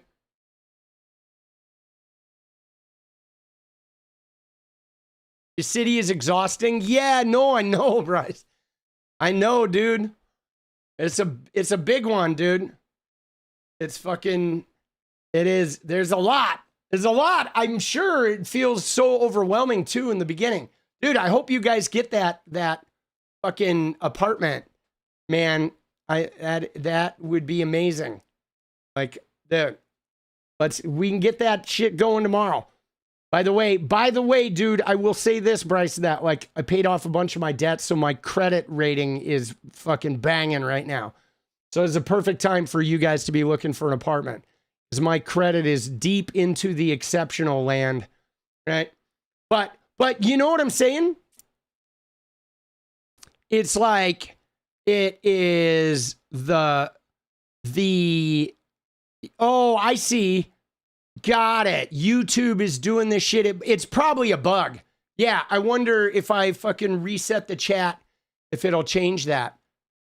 No, it's not. I think it's probably a bug, an update bug. I'm sure it'll change. Dude, I love Bryce. Dude, I miss him a lot. I'm like super proud of him. He's kicking ass. But so I guess the thing that's really, somebody mentioned about men harming other men. That's another thing that we have done, guys, where we have created a social like mechanism where the way that men interact with other men is usually to, like, we're taught to put each other down as part of like being friends.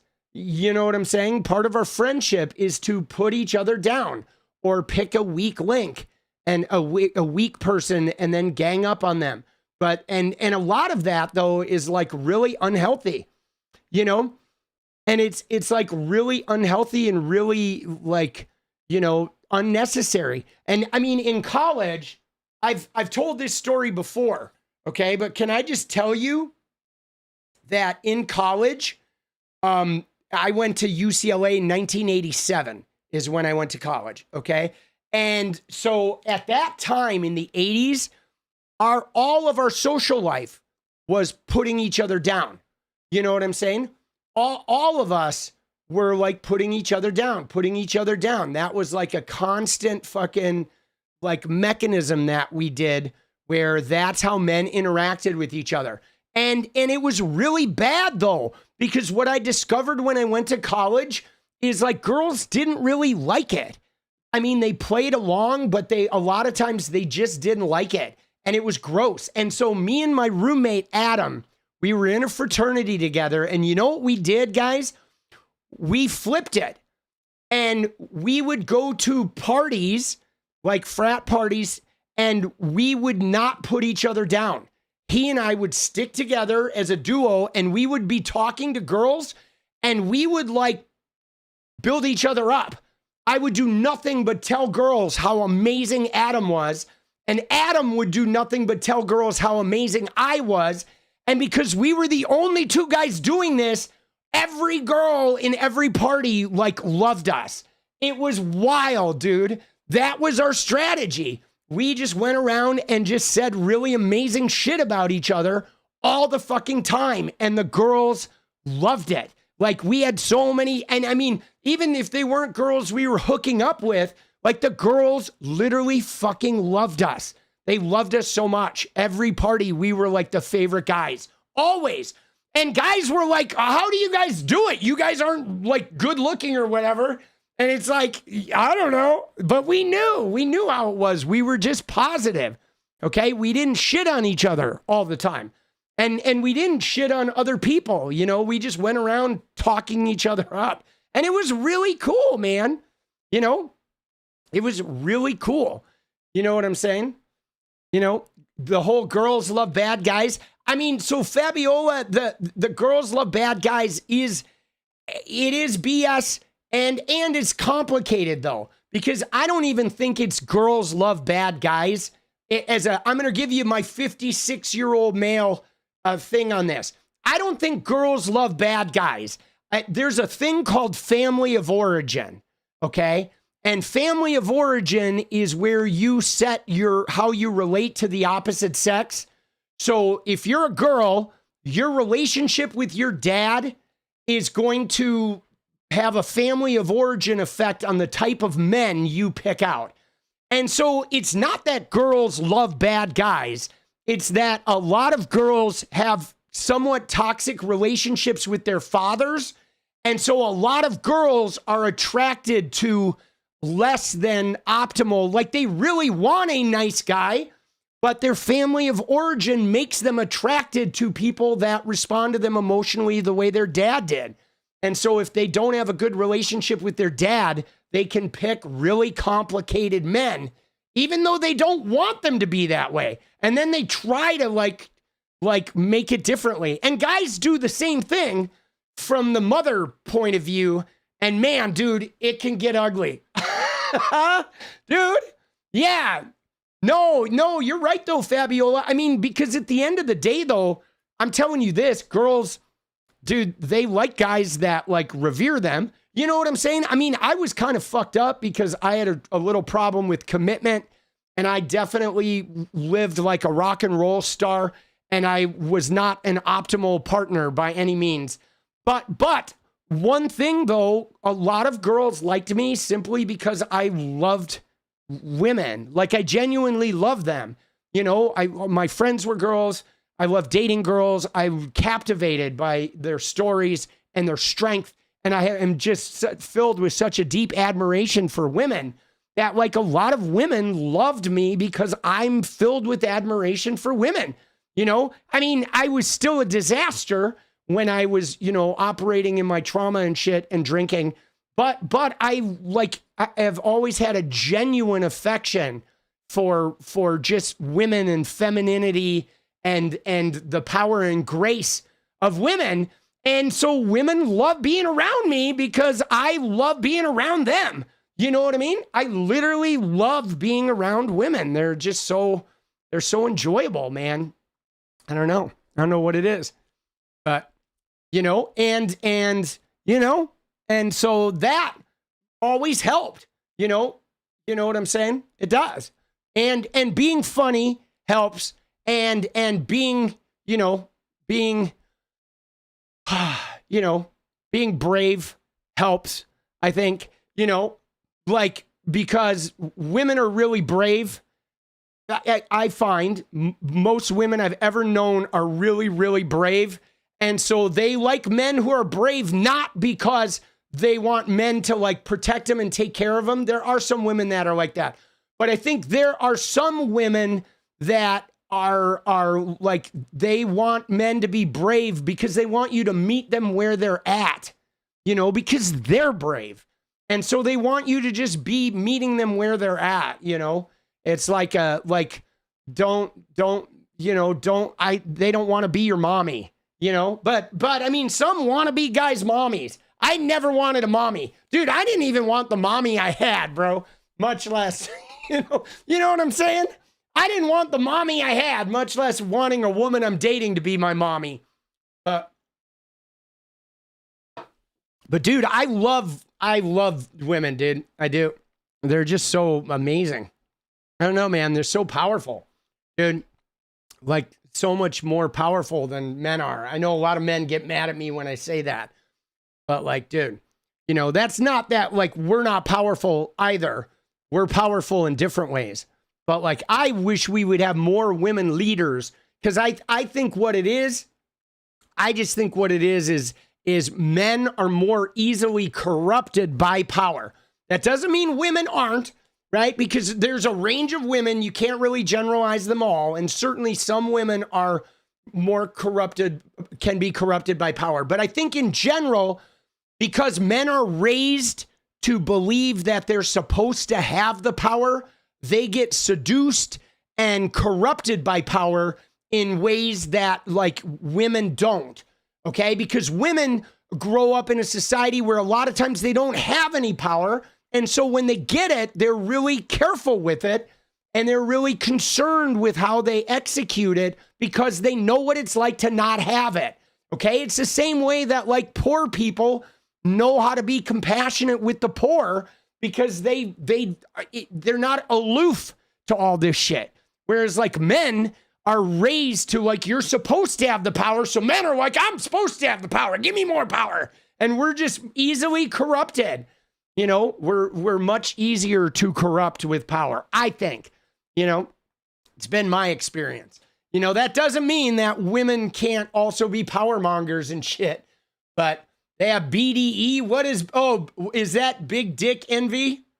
Is that what it is? Dude, I think a lot of guys who go into politics have like small peepees, dude. I think, dude. I think that's why they're such weirdos, right? You know what I'm saying? Oh, big dick energy? Yeah, see, I think it's big dick envy, bro. I think it's envy, right? I think a lot of the guys in politics have small peepees, and so they're in there trying to have a big peepee. That's what I think, dude. Dude, let's go. Oh, shit. Oh, shit, boss.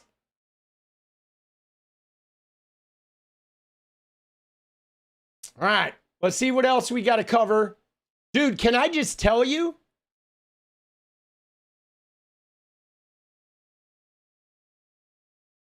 No, we got fucking E is energy. Yeah, no, I get it. I'm sticking with big dick envy though, right? Dude, so now though, look at what's going on with Trump, okay? Because now we have Venezuela. Like, you see this shit? Dude, look at this shit, bro. Okay? Trump is now talking about Venezuela. About how they're going to take military action, bro. Like, what are we even talking about? Okay?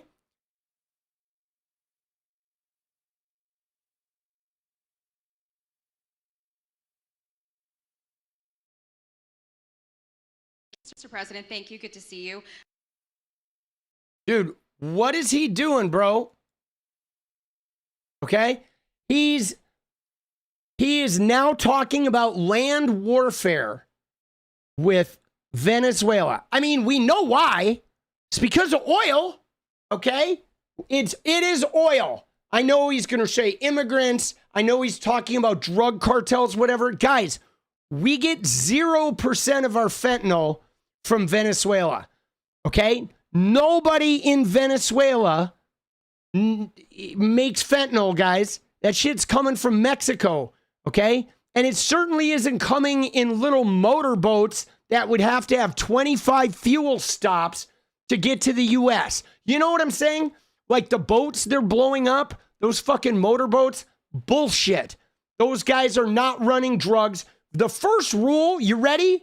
You ready? Give me a break. I was a drug user, okay? I had years of drug use, okay? I have slung small amounts of drugs. I was never like a drug dealer because I didn't like guns and I didn't like those people, right? It's a level of criminality that I don't like jail. So I was not going to get involved with that shit because they end up going to jail. But I knew a lot of drug dealers, okay? And let me just tell you, the first rule of drug smuggling is minimal contact. I repeat, the first rule is minimal contact, which means if you are taking drugs from A to B, you want to make sure that you run into as few people as possible between A and B. Because every stop, every time you get gas, every time you eat a meal, every time you run into another human being, there's a potential for you to go to prison.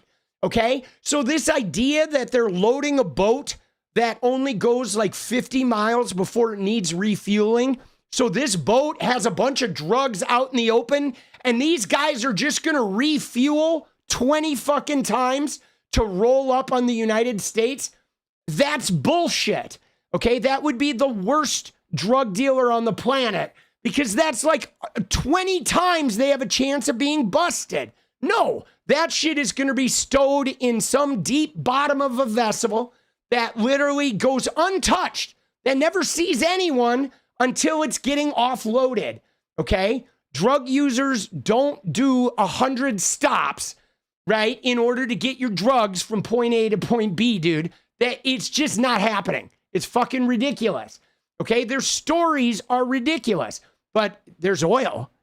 They want the oil. The biggest oil reserves in the entire world are sitting under Venezuela, okay? And Maduro won't let the U.S. like pick the bones clean, because that's what they want to do. They want to be able to get in there and have a puppet that will allow the U.S., Chevron and Exxon and everybody to go in there and just pick the fucking carcass clean, okay? And this shit is outrageous. Dude. So now Venezuela is making videos of their fucking jet fighters. Okay. Let's see what this one says here. But they know that Trump is itching for this. Okay. Venezuela alerts the world that the U.S. wants a hot war. Venezuela has alerted the world at the Security Council of the unprecedented military deployment by the United States in the Caribbean. The U.S. has mobilized missile destroyers, fighter jets, elite troops, a nuclear submarine near the Venezuelan coast in recent weeks and has laid several attacks on small boats, committing numerous extrajudicial killings, right? They're killing fishermen with no due process. Washington has long thrown out international law, is now seeking any pretext to carry out a direct attack on Venezuela, throwback to the Iraq WMD farce. In response, Maduro has mobilized national civilian militias and sent thousands of troops to the borders to defend the Bolivian Republic from the rogue, bloodthirsty United States. Venezuela has alerted the world at the Security Council of the unprecedented military deployment by the United States in the Caribbean. The U.S. regime has mobilized missile destroyers, fighter jets, elite troops. All right, so she's just saying the shit that we already said. But dude, this is crazy, okay? Because this was the party of peace. Remember, guys? Remember all that talk about the party of peace? Remember? How, we're here to end the wars and the Nobel Peace Prize. And Kamala's a warlord. The war hawks, right? Neocons and all this shit. And what have they done since they come in? They threatened Canada. They threatened Greenland with a takeover, Panama with a takeover. Okay, they funded a bunch of war in the Middle East. All right, they've been funding war on our streets, trying to send the military into every city that supports gay rights. Okay, now they're threatening a war. They're like literally just killing fishermen, saying, oh yeah, there's drugs on that boat. Do you have proof? No, we just know, right? And now they're threatening to like a military action. Yeah, they bombed Iran. They bombed an empty fucking bunker in Iran. And now they're threatening military action in Venezuela. Okay, Trump says U.S. preparing ground operations in Venezuela. Dude, this is insane, boss. This is insane. You know what I mean? It's absolutely insane.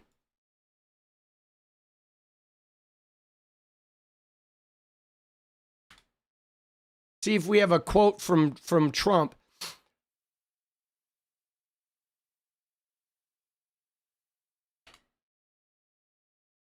Dude, there's got to be something here. All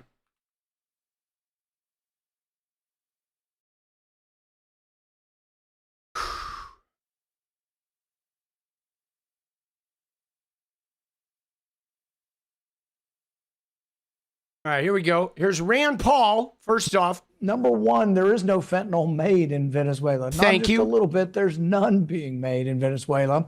These are outboard boats that in order for them to get to Miami would have to stop and refuel 20 times. They're in all likely going to Trinidad and Tobago, which is an island right off of the coast of Venezuela. So there's a lot of reasons to be worried about this. But number one is the broader principle of when can you kill people indiscriminately? When you're at war. That's why when we declare war, it's supposed to be done by Congress. It's supposed to be thoughtful. It's supposed to be debated. And we're not supposed to do it willy-nilly. Yeah, dude, you can't just fire missiles into fishing boats because, you know, you have the power. And when you have war, you just kill people in the war zone. And even then there are rules of engagement. But interdicting drugs has always been a criminal activity and a criminal anti-crime sort of activity where we don't just summarily execute people. We actually present evidence and convict them. Yeah, and again, we talked about this the other night, how Trump fired at some boats. He blew up the boats, said they were drug runners, narco-terrorists. Oh, they're narco-terrorists. And then what did they do with the survivors? They sent the survivors home. But it's like, wait a second, guys. If you blow up a boat filled with drugs and the survivors are narco-terrorists, why aren't you taking them into custody and putting them in jail? Why are you sending the narco-terrorists back to their home country so they can be narco-terrorists some more? Yeah, you only do that when they're not narco-terrorists and when you're sending them home because you accidentally just killed their fucking fishing buddies, bro. You know what I mean? Dude.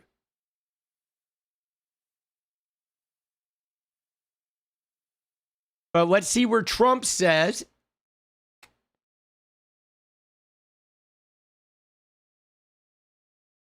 All right, let me see what we got here. Dude, yeah, dude, Keg's breath. Dude, narco-terrorist is, it doesn't exist, boss. Nobody really knows what a narco-terrorist is. But let's find Trump talking about Venezuela. All right, here we go. All right, here's what he says, dude. And briefed them on the operations. No, we against will these. go. I said. You will go, and We it would will be go. difficult We're for them gonna to go. object. I don't see any loss in going. No reason not to. You know, they'll always complain, oh, we should have gone. So we're going to definitely, I'd like to just tell you, let's go. We'll go. And Mr. We're going to tell them what we're going to do, and I think they're going to probably like it, except for the radical left lunatics. And Mr. President, if you are declaring war against these cartels and Congress is likely to approve of that process, why not just ask for a declaration of war? Well, I don't think we're going to necessarily ask for a declaration of war. I think we're just going to kill people that are bringing drugs into our country. Okay? We're going to kill them. You know, they're going to be like dead. Okay. Dude, what the fuck is this guy doing, bro? Right? We're just going to kill people that are bringing drugs into our country. We're going to kill them. They're going to be like dead. Like, bro, I mean, as long as we're talking about dead, can we expand this discussion, please?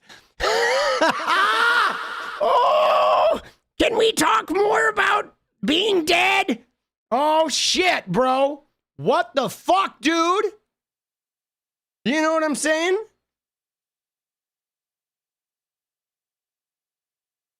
Secretary Hegseth, sir, a memo circulating on social media details the establishment of a National Guard response force that's going to be trained in crowd control and civil unrest and deployed in all 50 states by April of 2026. Can you verify the authenticity of that memo, and do you have any more information on the operations? I'm not going to answer particulars on something that may be in the planning process, but we definitely do have multiple layers of National Guard response forces, whether it's in each state, whether it's regionally, whether it's Title X active duty, whether it's Washington, D.C. Now, why do they need a National Guard response force trained in civil unrest deployed in every state in April of 2026? I mean, dude, these guys are basically telegraphing that they're going to try and like fucking militarily affect the election. Like, bro, I mean, dude, we may not get out of this without a war, bro. You know what I'm saying? Like, we literally may need to line up some pine boxes, dude. You know, and I'm fine with that. if that's what it takes, I mean, if they want the pine box, we can get the pine box. You know what I mean? But this shit is pretty fucking wild, boss.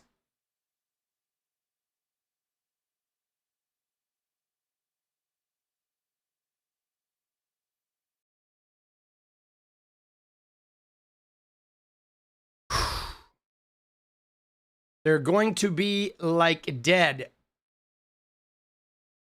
Dude. All right, let's see what Pritzker says. There are many Democrats who pointed to Donald Trump before the 24 election, saying he was challenging the integrity of the election by saying almost exactly what you're saying about him now. Why do you think he's going to steal the election? What I'm telling you is you can just look back in his own history, that back to 2020, after the election, when he claimed fraud, he claimed it had been stolen from him. And he and Michael Flynn discussed, and Michael Flynn very publicly talked about, maybe we should use troops and go in and seize the ballot boxes and count the votes. You don't think Donald Trump heard that and thought maybe that's a good idea? And here we are. He's sending troops onto the streets of American cities, into blue states in blue cities, and he wants to, he's calling it about crime, and you don't but think that's by not saying at all what it's this about. now that you are somehow challenging the integrity of the next election? No, he is challenging the integrity of the next election, but yes, he is challenging. Dude, what is Brett Baer doing? Dude, Trump is basically saying, dude, Steve Bannon, today, Brett Baer, you dumb fuck, said Trump is running in 2028. Oh, forget about the 22nd Amendment. You fucking clown. Like, what is this guy doing, bro? Shut the fuck up, Bear. Right? Goddamn, bro.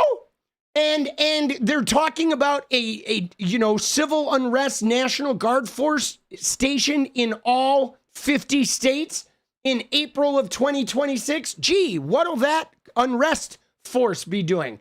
Will they be like intimidating people who get in line to vote? Right? They bought Dominion voting machines? I mean, come on, man.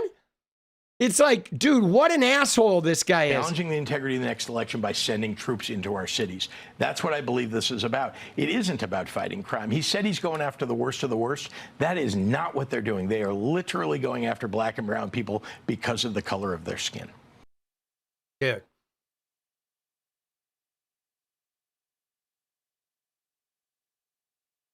All right. Dude.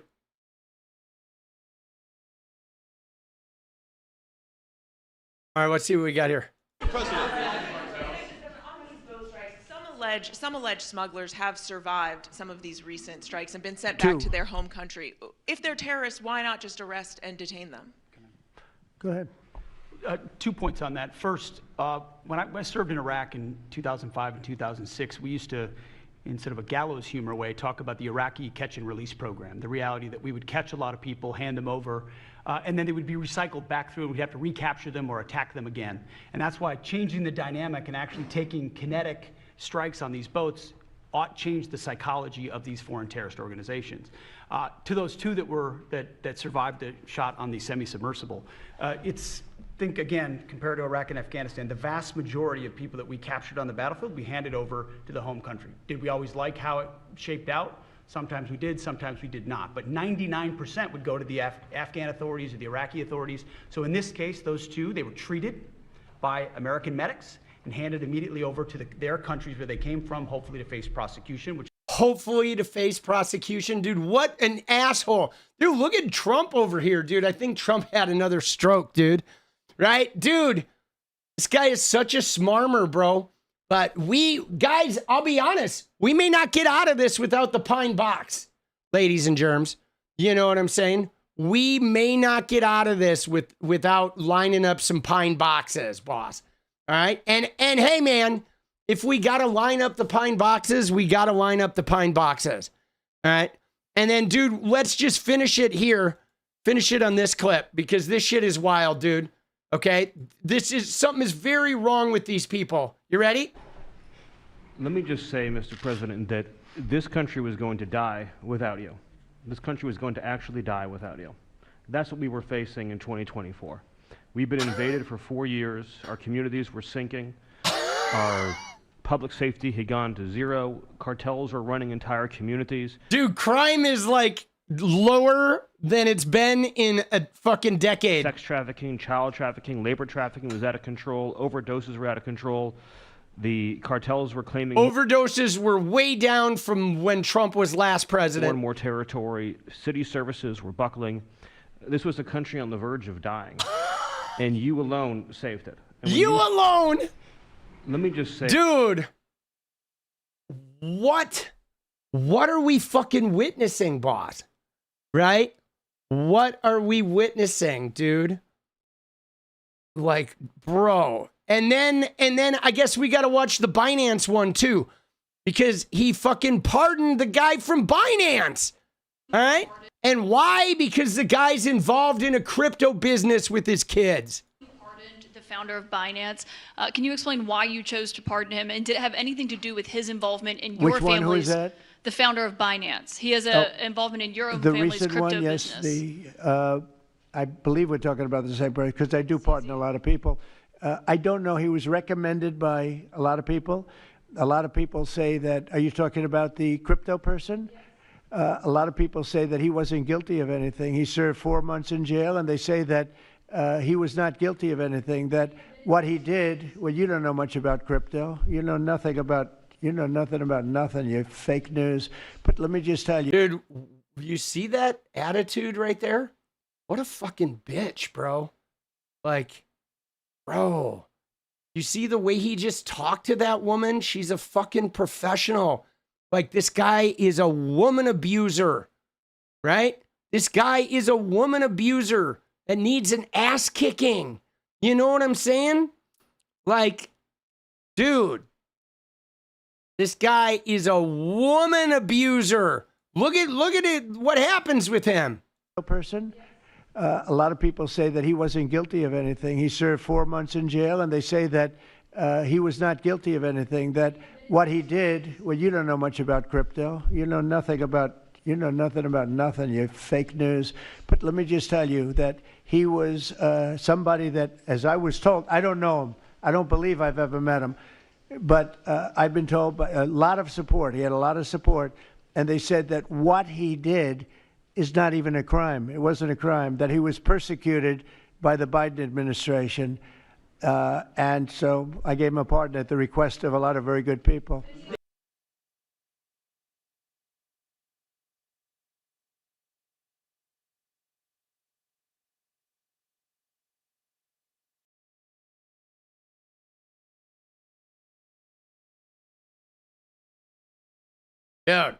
Dude, what a clown. All right, dude, it's dance party time, bro. Dude, well, so the thing about this is the guy is involved in his crypto business, okay? It's, you know what I mean?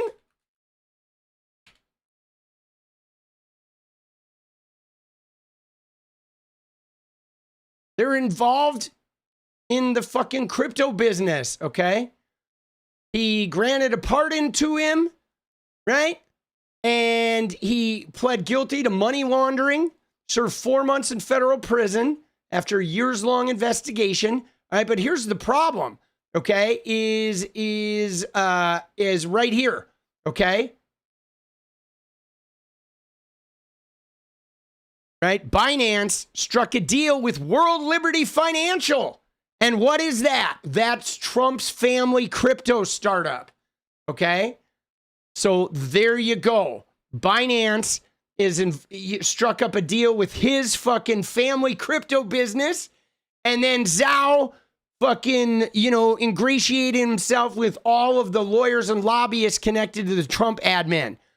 So right here, that deal alone is going to generate tens of millions of dollars per year for Trump and for the family of Steve Witkoff, who's over there, hitting the cash register in the Middle East, bro. And in a couple years, we're going to be fucking standing in line for fucking bread, dude. Like, what are we doing? It is brutal, right? It is brutal, dude. This shit's going to get ugly, but right now, We fucking dance. You ready to dance? Dude, I'm ready to dance, baby. Dude, it feels so good to stream without a hat, bro. I'm telling you, it's like 10 degrees cooler without a hat. Dude, let's go. Dude, it feels so nice. I'm like, got my old man surfer hair going. I got my Walton Goggins look happening. Look out, world. Let's go.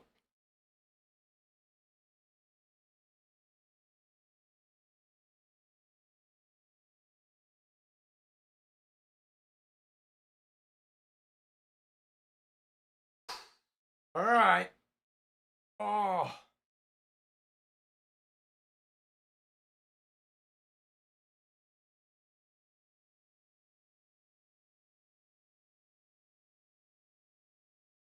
Let's go, let's go, let's go!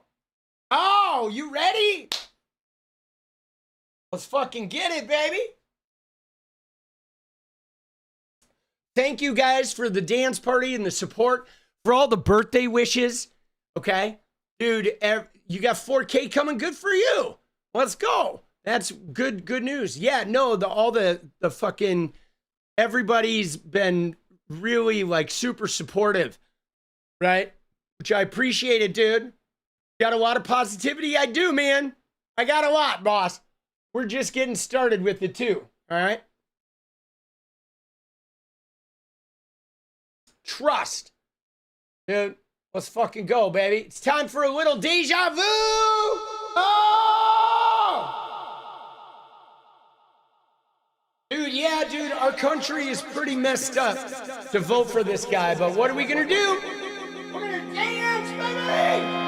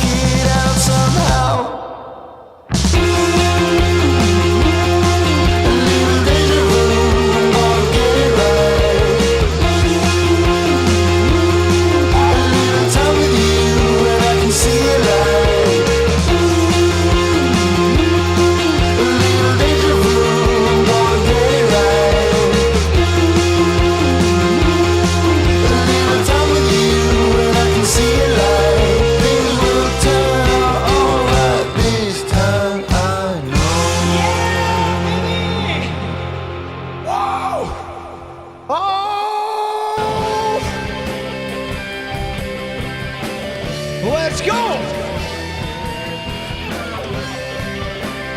You gotta shake it out! Let's go.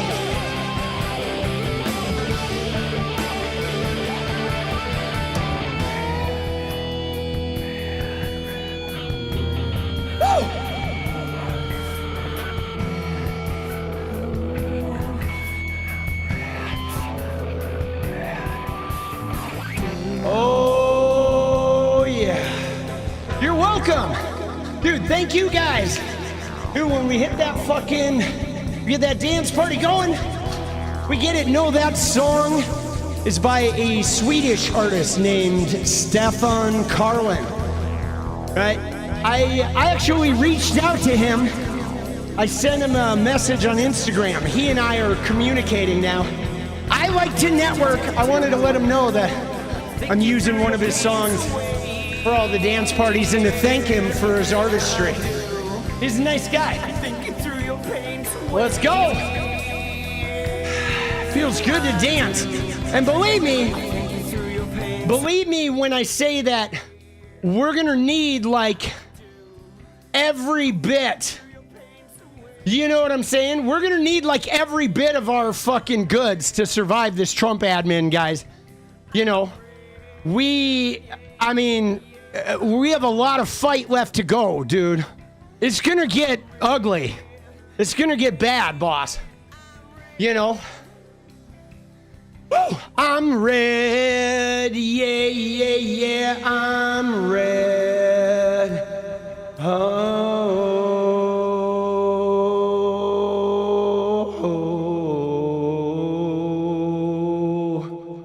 Right now, baby, do you need anything like I need you? Good night, guys. See you tomorrow.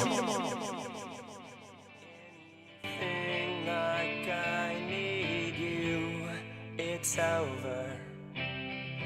Do you